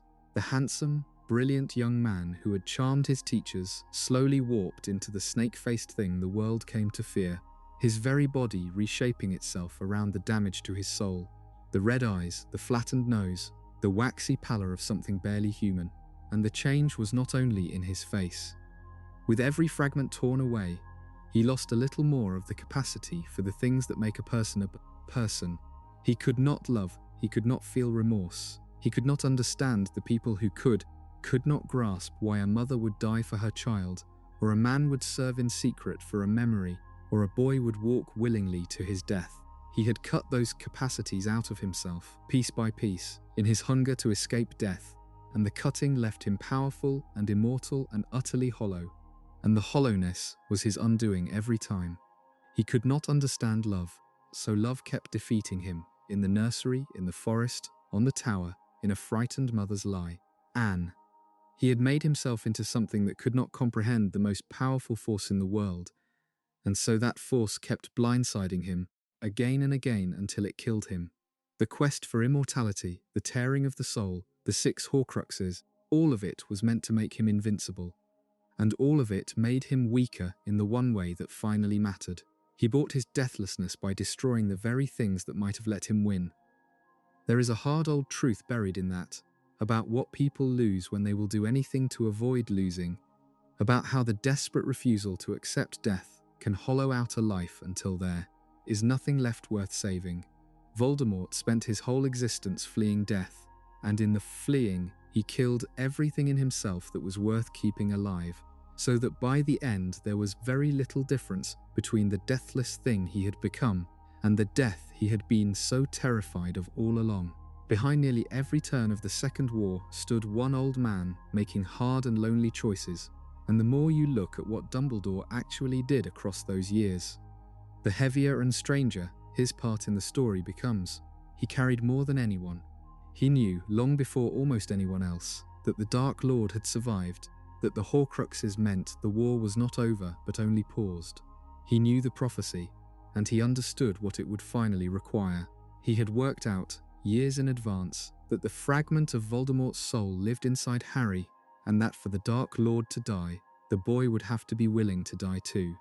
And he carried all of that alone for years, while raising and teaching and growing to love the very boy he knew he was preparing for sacrifice. There is something almost unbearable in it, the old man watching the child grow, knowing what he knew, saying nothing, letting Harry have as much of an ordinary childhood as the war would allow, all the while preparing him with terrible patience for the walk into the forest. Snape, when he finally understood the whole of the plan, accused Dumbledore of raising the boy like an animal for slaughter, and the accusation was not entirely unfair, and Dumbledore did not entirely deny it. He made other hard choices that the story does not let us see as simply good. He arranged his own death, choosing the manner and the timing of it, turning even his dying into a move in the longer game, to spare a boy's soul and protect a spy's cover and deny the Dark Lord a lesson about the true ownership of a wand. He kept secrets from the people who trusted him, told them only what they needed to know, moved them like pieces because he could see the whole board, and they could not. He was in the Second War, something between a general and a chess player, spending lives and trust and his own death in service of a victory he calculated coldly and would not live to see. And he did it carrying the guilt of his own youth, the summer with Grindelwald, the dream of ruling, the sister dead, the lifelong knowledge of what his own hunger for power had once led him toward. What makes him more than a cold manipulator, in the end, is that the choices cost him, and he knew they cost him, and he made them anyway because someone had to, and he was the only one who could. He loved Harry truly, and prepared him for death anyway, and hated himself for it, and wept over it in a bright, quiet station between life and death when the boy chose to come back. He was not the serene, all-knowing wizard the children believed in. He was a brilliant, flawed, guilt-ridden old man, carrying an impossible burden, making terrible necessary choices in the dark, hoping he was right and never entirely sure, doing the hard arithmetic of how to defeat an evil without becoming it. The wars needed someone willing to carry that weight, and he carried it, and it nearly broke him, and he did it anyway. There may be no harder kind of goodness than that, the goodness of the person who must make the cold necessary choices and feel the full weight of every one of them, and Dumbledore is the story's quiet study of what that costs the people who take it on. The wars made orphans, the way all wars do, and the gentlest measure of the peace, that followed is what happened to those orphaned children, Anne. Because the world they grew up into chose to raise them differently than the world that had raised the orphans before them. The First War had left a famous orphan in a cupboard under the stairs, unwanted, unloved, hidden away with relatives who resented him, growing up knowing nothing of where he came from. That was how First Peace had handled its most important orphaned child, out of necessity and calculation, and the loneliness of it marked Harry for life. The Second War left orphans too. The son of Lupin and Tonks, born only weeks before his parents died in the final battle, left behind an infant the way Harry had been left behind, and the world handled this orphan differently. He was raised by his grandmother, surrounded by family, and his godfather, Harry, who knew better than anyone what it was to grow up without parents, made sure the boy was loved, made sure he knew who his parents had been and how bravely they had died, made sure he was a constant welcome presence in his own growing family. The orphan of the Second War grew up knowing he was wanted, which is the one thing the orphan of the First War never had. That difference is small and enormous at the same time. It is the kind of thing that does not make it into the histories of the wars, the quiet decision of one generation to give the next a better childhood than it had itself. Harry could not undo his own lonely childhood, but he could refuse to pass it on, could make sure that the children who came after him, his own and his godson, and all the children of the people he had fought beside, grew up in warmth and safety and the knowledge that they were loved. The war had taken so much from his generation. What that generation chose to do with the peace was to make sure their children would not have to carry the same wounds. That is how the damage of a war finally heals, not in treaties or trials or memorials, but in the slow, ordinary work of raising the next generation with more tenderness than you yourself received, breaking the long chain of orphaned and lonely children one loved child at a time. You can see the whole arc of it in a single small image, the famous orphan grown up, kneeling on a railway platform to comfort his own nervous son before the boy goes off to school. The man who had no parents, who grew up unwanted in a cupboard, become a father easing his child's ordinary fears, sending him off into a safe world with a full heart and a wave from the platform. That is the war ending, really ending, not on the battlefield, but there in the simple fact of a loved child boarding a train without any reason to be afraid. Everything the people in the story fought for comes down to that. To a child who gets to be ordinary, who gets to worry about small things, who gets to grow up loved in a world made safe by people he will only ever read about in a history lesson. The wars were won so that the children would not have to know what winning them had cost. There is a small thing the wars revealed about the school's 4 houses that is worth a moment, because it complicated a simple old story the wizarding world had told itself for centuries. The houses had always carried easy reputations, the brave in one, the clever in another, the loyal in a third, and in the 4th, Slytherin, the ambitious and the cunning, the house that had produced more dark wizards than any other, the house of the Dark Lord himself. It was easy, during the wars, to let that harden into something uglier, to treat the house as a mark of suspicion, to assume that the green and silver meant the wrong side.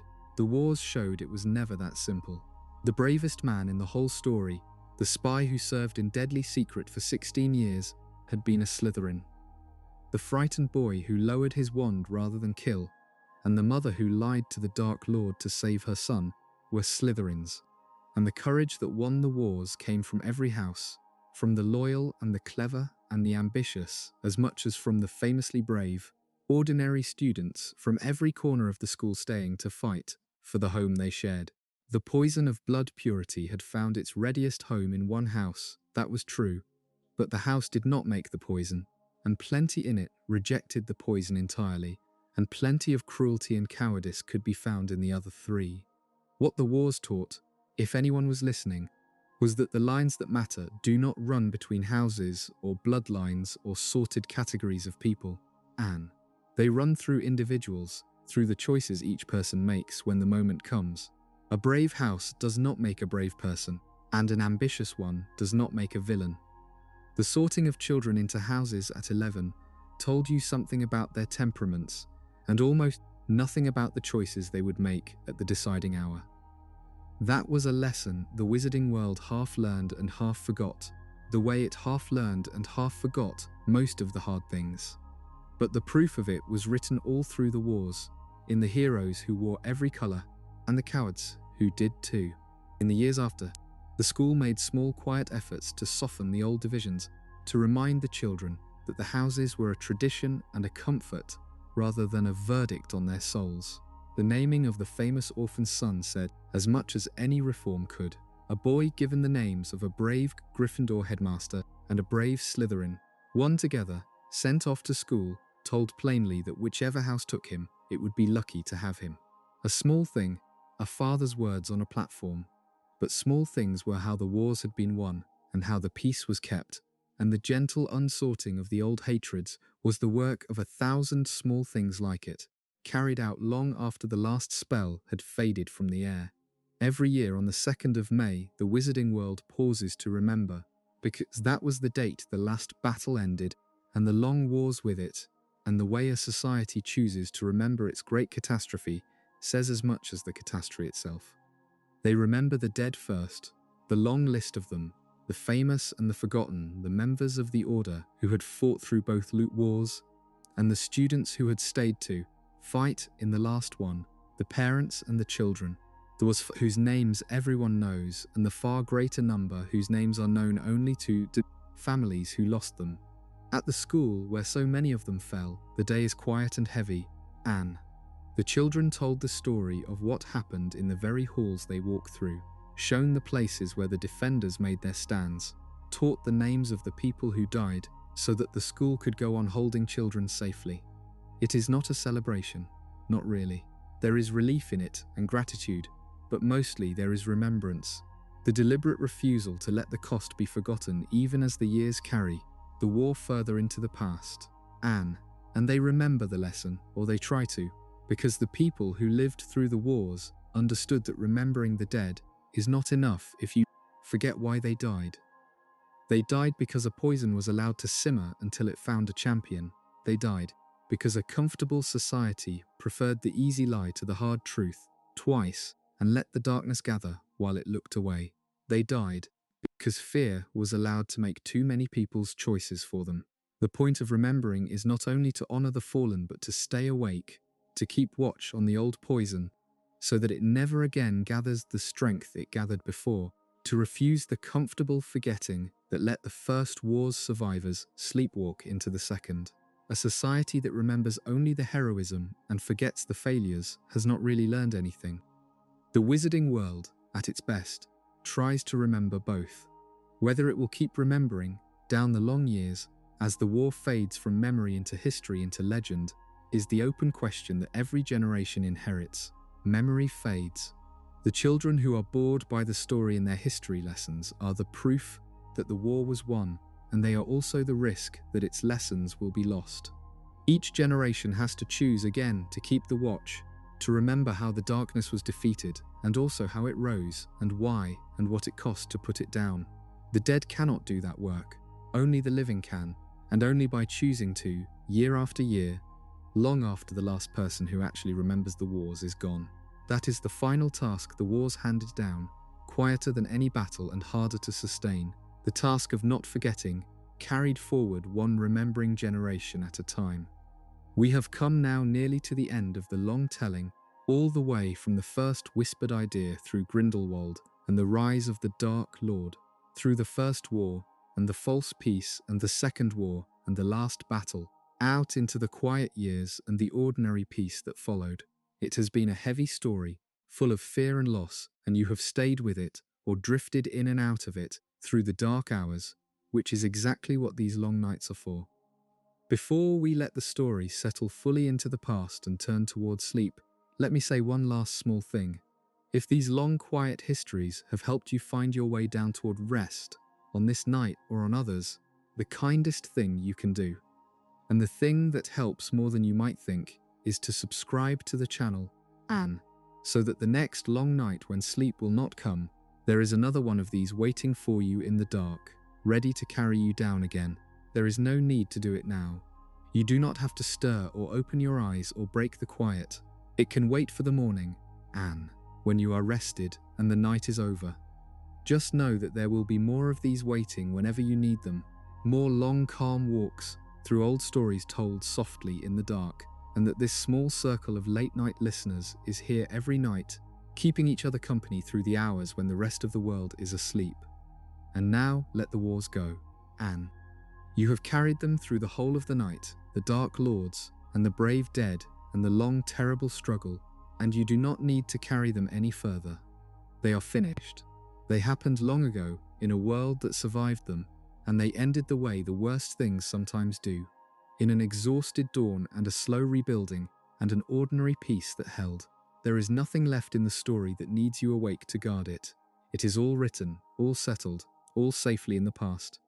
You can set it down now, the whole heavy weight of it, and let yourself grow quiet. Feel how heavy and warm your body has become, sunk into whatever is soft around you, held and safe in the dark of your own ordinary peaceful night. The house quiet around you, the hour late. Nothing required of you now but to breathe, slow and easy, and let the breathing carry you down. The story is over. The lights of the hidden world are burning warm and safe across the whole sleeping country, the castle glowing gold above its dark water, the family's home, the clocks with all their hands pointing safely at home, the long war finished and the long peace holding, and you here in your own warm dark sinking gently towards sleep. If you are still drifting, not quite under yet, let the telling go on a little longer and carry you the rest of the way, because there are a few last soft threads worth following before we fall silent, and they ask nothing of you but to listen with your eyes closed. The wars had touched more than the witches and wizards at their center. The whole hidden world had been pulled into them, including the other magical peoples who had so long been pushed to its edges, and the peace reached toward them too, slowly, imperfectly, in the years that followed. The house elves, the small gentle creatures who had served the old families for centuries, often cruelly used, had played their own quiet part in the last battle, when the elves of the school had come up from the kitchens to fight for the home they loved, led by a brave old elf with a kitchen knife. One of Harry's closest friends spent her career afterward working to better their lot, to end the casual cruelties they had endured for so long, slow, unglamorous work against centuries of habit, the kind of work that does not win battles, but slowly changes a world. The goblins, who kept the wizarding bank and had their own long grievances against wizardkind, remained wary and proud and separate, as they always had, but the worst of the old order that had oppressed so many was gone, and the long work of a fairer world had at least begun. The wider world beyond Britain had its own relationship to the wars, because the darkness had never been only a British matter. Grindelwald's war had swept across the whole continent a half-century before, and the international community of wizards had its own long memory of that terror. When the Dark Lord rose in Britain, the magical governments of other countries watched with dread, remembering Grindelwald, fearing the darkness would spread again beyond one island as it had before. It mostly did not.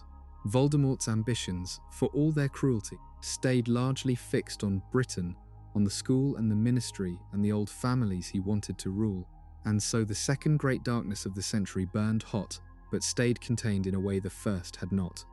When it ended, the international community breathed easier, and the long, slow work of cooperation and rebuilding went on across borders, the magical world knitting itself back together after its second great fright in a single lifetime.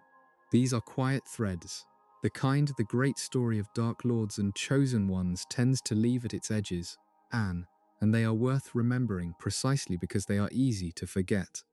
The wars were not only about the famous figures at their center.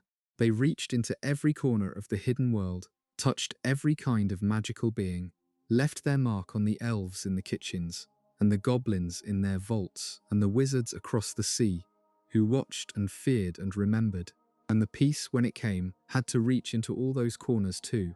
Slowly, the long, patient work of making a whole world fairer and safer, and not only the part of it that filled the histories, that work was not finished when the Dark Lord fell.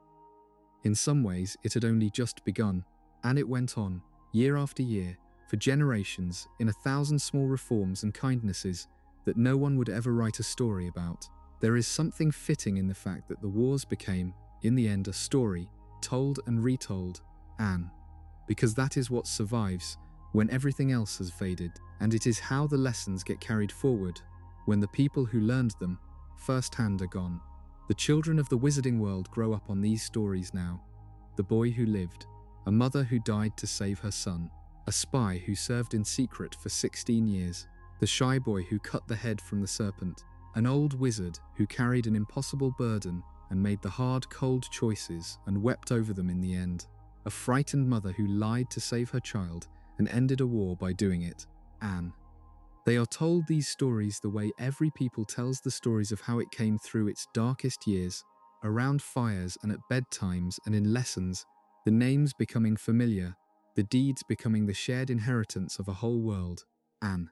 And in the telling, the people in the stories become something more than they were, become examples, become the shapes that courage and love and sacrifice take in a child's imagination, become the quiet measures against which the children will one day judge their own choices. That is not a small thing. A society is held together, in part, by the stories it tells about itself, about who it was at its worst and who it managed to be at its best. The wizarding world tells itself that when the darkness came twice, there were people who stood against it, ordinary frightened people who did the right thing at terrible cost, and that the darkness was beaten, both times, by courage and by love and by the refusal of enough people to surrender. Whether or not every detail of the telling is exactly right, the story carries something true, and the truth it carries is the kind a world needs to keep close. Because the day may come, in some far generation, when the old poison gathers again and someone has to remember how it was beaten before. The stories are how that knowledge survives the centuries. The stories are the watch that the living keep over the lessons of the dead. And so the wars end, finally, not in the last battle or the trials or the rebuilding, but here in the telling, in the quiet handing down of the story from one generation to the next, on nights much like this one, in voices kept low so the children can drift towards sleep. The Dark Lord is a story now. The brave dead are a story. The whole long terror is a story, told softly in the dark, carrying its small true lessons forward into a world that no longer has to fear the things the story is about. There is no gentler ending a war could have than that. To become a story told to sleepy children, its sharp edges worn smooth by time, its terror long past, its lessons still kept, a story that helps the listeners drift off safe and warm in a world the story itself helped to make safe. Let your thoughts slow now, and let us spend the last of the night in a single quiet image, the kind that asks nothing of you, a slow dawn over the place where it all ended. Picture the castle in the grey hour before sunrise, long after the last battle, on an ordinary peaceful morning years into the long peace. The sky over the mountains is just beginning to pale, the stars thinning out one by one, the black of the night softening toward grey, and then toward the faintest wash of colour at the edge of the hills. The lake lies flat and still, a sheet of dark glass, mist rising off it in slow curls that drift and fade. The forest at the water's edge is quiet, the night creatures gone to their rest, the day birds not yet stirring. The castle stands above it all, its windows dark, its towers black against the paling sky, sleeping the way it has slept 10,000 mornings, holding its children safe in their beds through the last of the night. Nothing moves but the mist and the slow coming of the light. A single bird, somewhere in the forest, tries the first note of the morning and then falls silent again, as if it were too early even for that. The water shifts and settles. The sky warms, by degrees too slow to watch, from grey to the palest gold along the line of the hills. And the light comes up over the mountains, soft and certain, the way it has come up every morning since, long before the wars, and every morning since they ended, touching the still water, catching the high windows of the castle, spilling slowly down the dark towers and across the quiet grounds. The day arrives the way peace arrives, not all at once, not with any drama, just the slow certain return of the light over a world that survived the dark and is still here to be warmed by the morning. There is no war in this picture. There is no dark lord, no battle, no fear, only an old castle by a still lake under a slowly warming sky. The mist rising, the light coming up, the children sleeping safe inside, the long peace holding over everything. This is what they fought for. The people in the story, this exact ordinary quiet, a peaceful dawn over a safe world. Nothing happening, nothing wrong, just the morning coming up gently, the way it always does. And you can rest inside this picture as long as you need to. Let it be the still place your mind settles into as you drift the rest of the way down. The grey water and the rising mist, and the slow gold light and the sleeping castle, and the deep ordinary peace of a world at rest. If any single thing stays with you from the long story tonight, let it be the gentlest part of it, the part the Dark Lords never understood. Through all of it, across both wars and all the years between, the thing that kept winning in the end was love. Not power, not cleverness, not the most powerful wand in the world or the darkest magic ever devised. A mother's choice to die for her child, a man's quiet loyalty to a memory, a frightened woman's lie to save her son, a boy's willingness to walk into the dark for the people behind him. Small acts of love, set against all the gathered armies of the dark, and the small acts of love kept turning out to be the stronger thing. That is a good thing to carry down into sleep, the oldest and quietest truth in the whole story, that the gentle things outlast the cruel ones, given enough time and enough courage. You do not need to hold on to any of the rest. The names, the dates, the order of the battles, the long chain of who did what to whom, none of it needs to stay with you. It is all written down, all safe in the telling, and it will be here again whenever you want to walk back through it. For now you can let it all go, let the names blur and drift apart, let the whole long history loosen its hold and sink away into the quiet, until there is nothing left of it but the soft feeling of having been somewhere far away for a while.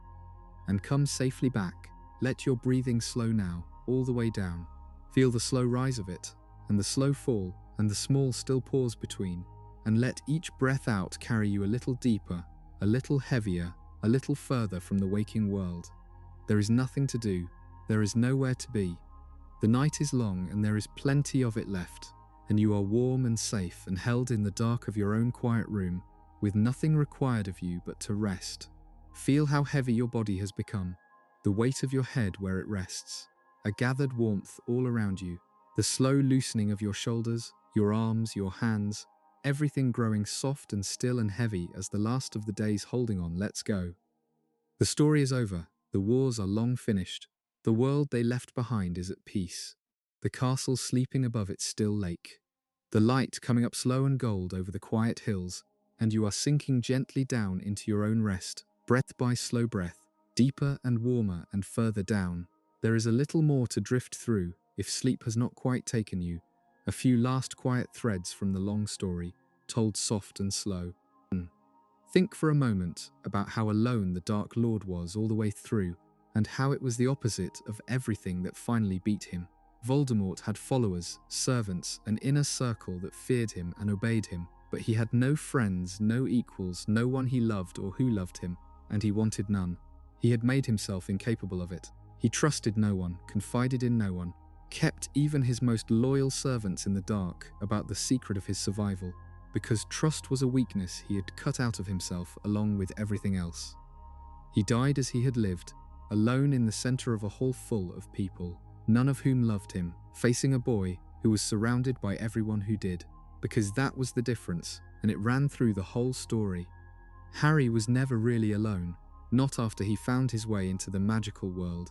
He had Ron and Hermione, the two friends who became something closer than friends, who followed him into every danger, who fought beside him and argued with him, and refused to leave him, even when leaving would have been safer and saner. He had the Weasleys, who took the orphaned boy into their loud, warm, crowded family and made him one of their own. He had Sirius and Lupin and Dumbledore and Hagrid, and a whole web of people who loved him and whom he loved back, and that web was his real strength, the thing that held him up through everything.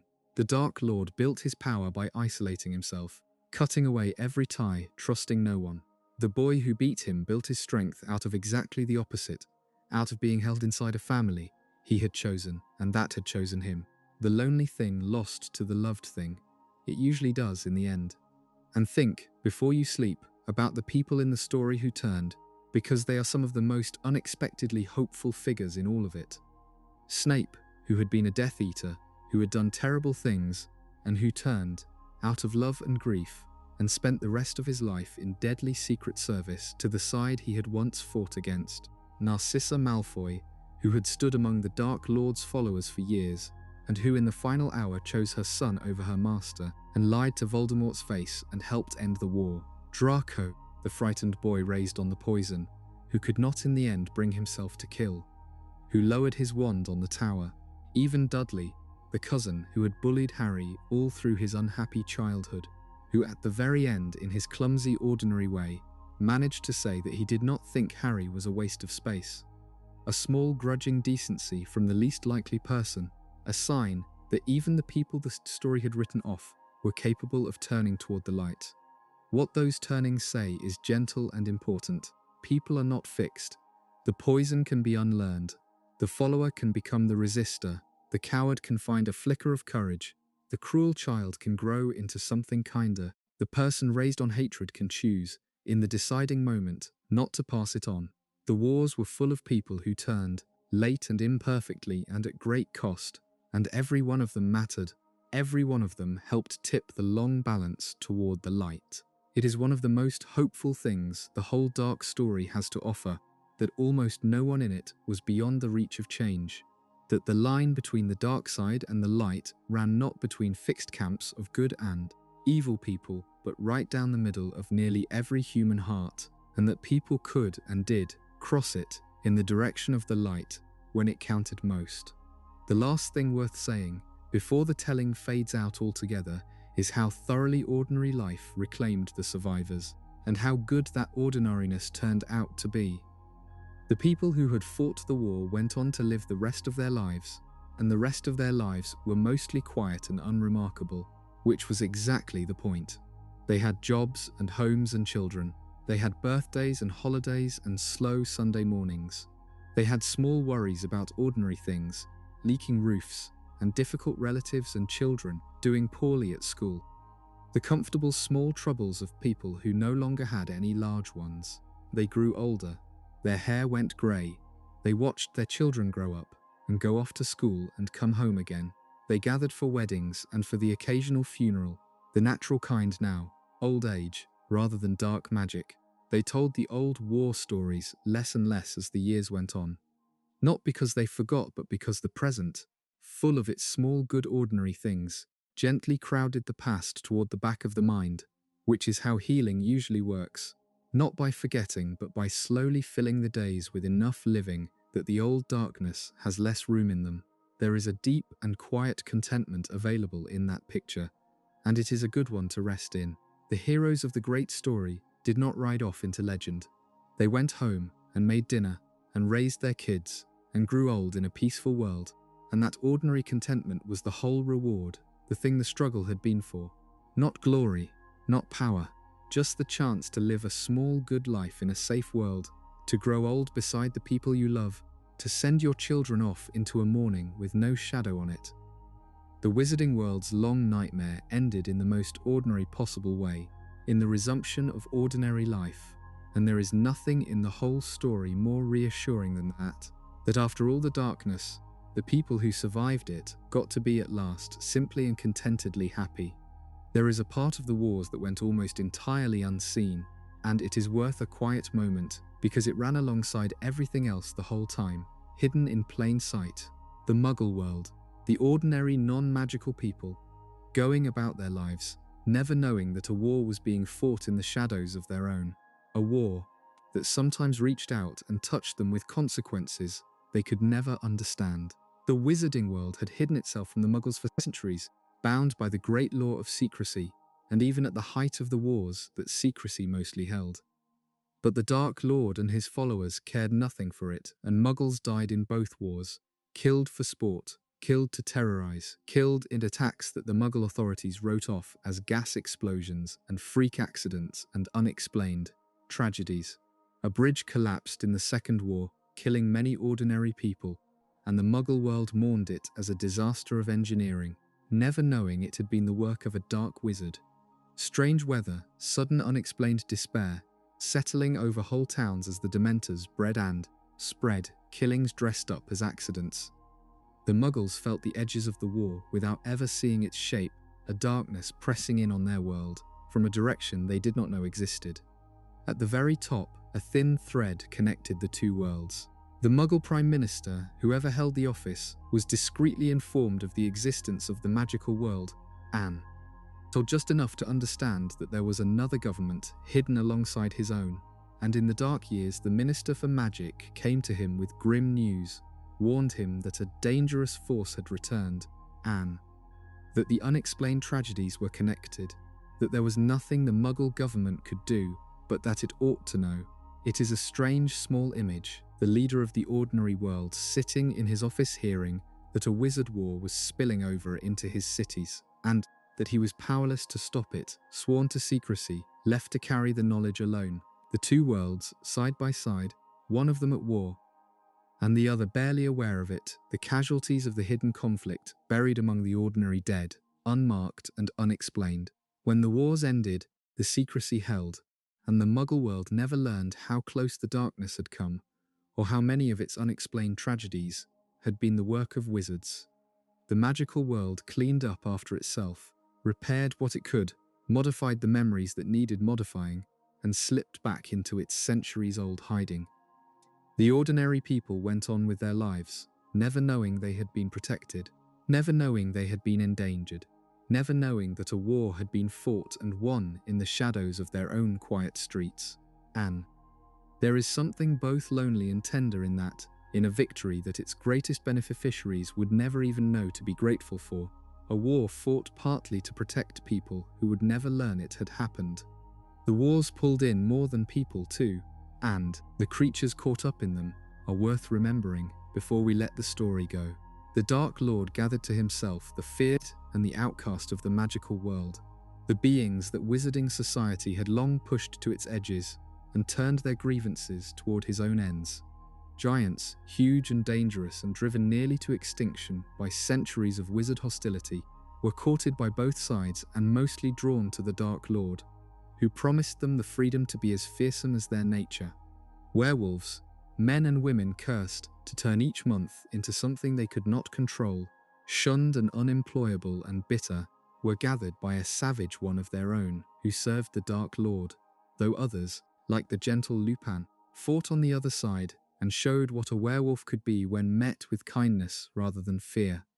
The Dementors, the soulless guardians of the prison, drifted to the Dark Lord because his reign promised more despair for them to feed on.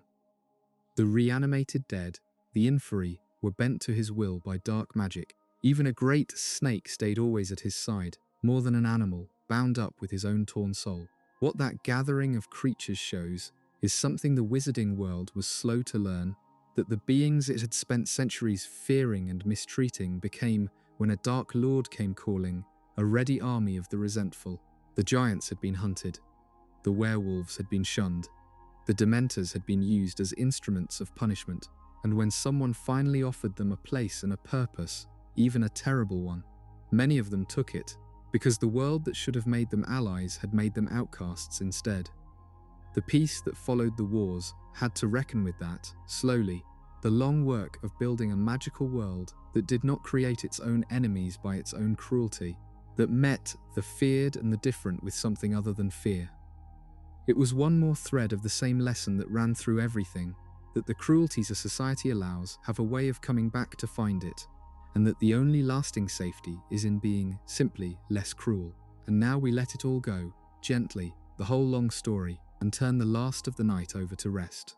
You have walked a very long way tonight, from an idea whispered in old proud families, through the rise and fall of one dark wizard and then another, through 2 wars and a fragile peace and a last battle in an old castle, all the way out into the quiet ordinary years on the far side of it.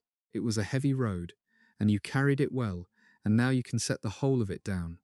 There is nothing left to follow. The story has told itself out to its end. Its end is peace, and peace asks nothing of you but to share in it. Let the last images soften and blur. The castle above its still dark lake, mist rising slow off the water in the grey hour before dawn, the windows glowing warm and gold against the night. Owls drifting home through the early light. The clocks in 100 quiet houses with all their hands pointing safely at home. Let these settle over you like a warm blanket, and then let even them fade, until there is nothing left in your mind but the soft dark and the slow sound of your own breathing. Breathe in, slow and easy, and breathe out, slower still, and feel yourself sink a little deeper as you do. There is no hurry now. The night is wide and dark and kind, and you have all of it to rest in. Each breath out lets a little more of the day go.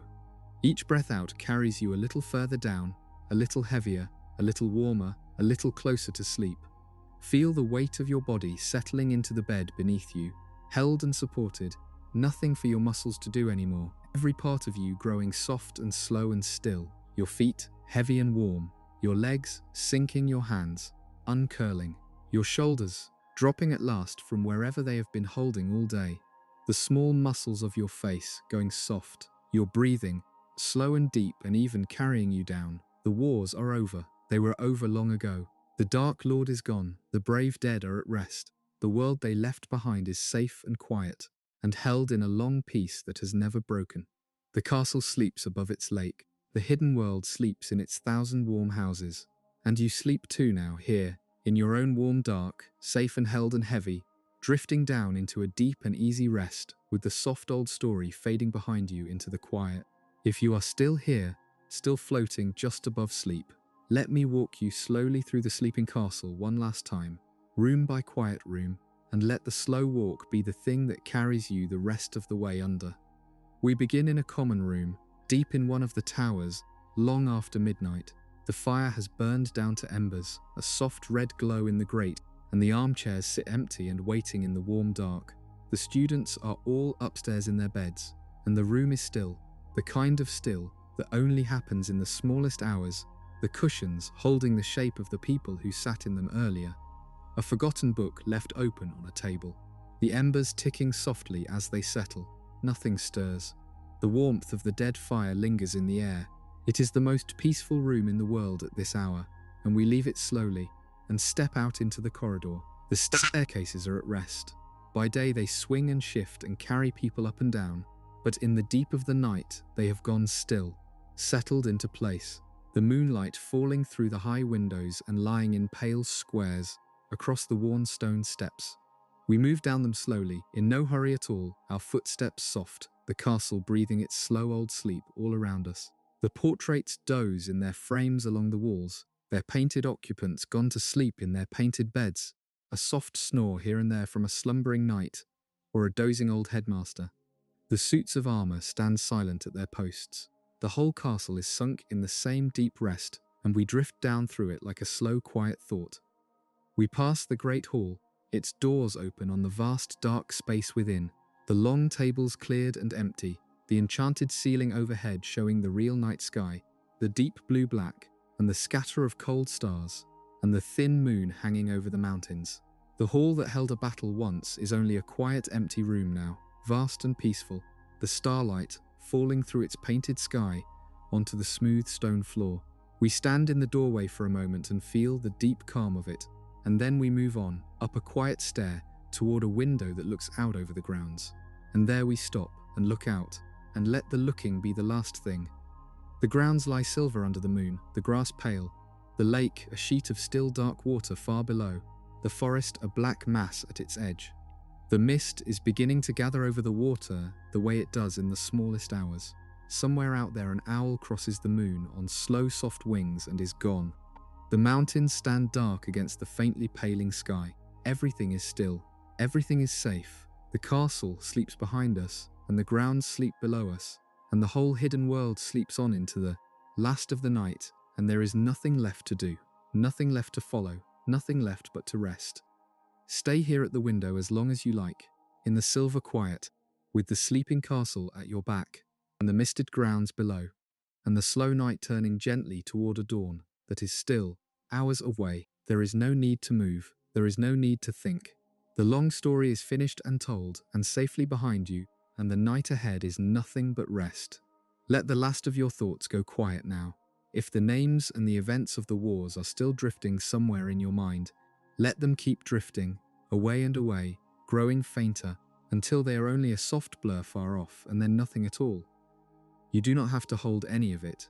You do not have to remember a single word. It is all kept safe in the telling, and it will be waiting whenever you want it again. And for now, you can let it go completely and simply rest. Feel your breath slow and deep and easy, in and out, each one slower than the last, each one carrying you further down into the warm dark. Your body is heavy now, heavy and soft and still, sunk deep into the warmth around you, held safe, asking nothing, needing nothing, ready for sleep. The day is done, the story is done. There is only this, the slow breath, the warm dark, the deep quiet, and you sinking gently down into it. The castle sleeps. The lake lies still under the moon, mist drifting slow over the dark water. The owls are home. Every child is safe in bed. The clocks point home, and the long peace holds over the whole quiet world, and it holds over you too. Here now, in your own warm and peaceful dark. Rest now. The night will keep watch. Everything is finished, and everything is safe, and there is nothing left for you to do but sleep. Breathe and let go and drift and sleep. Sleep well. Rest fully. The story will be here again, whenever you need it on the next long, quiet night. Good night.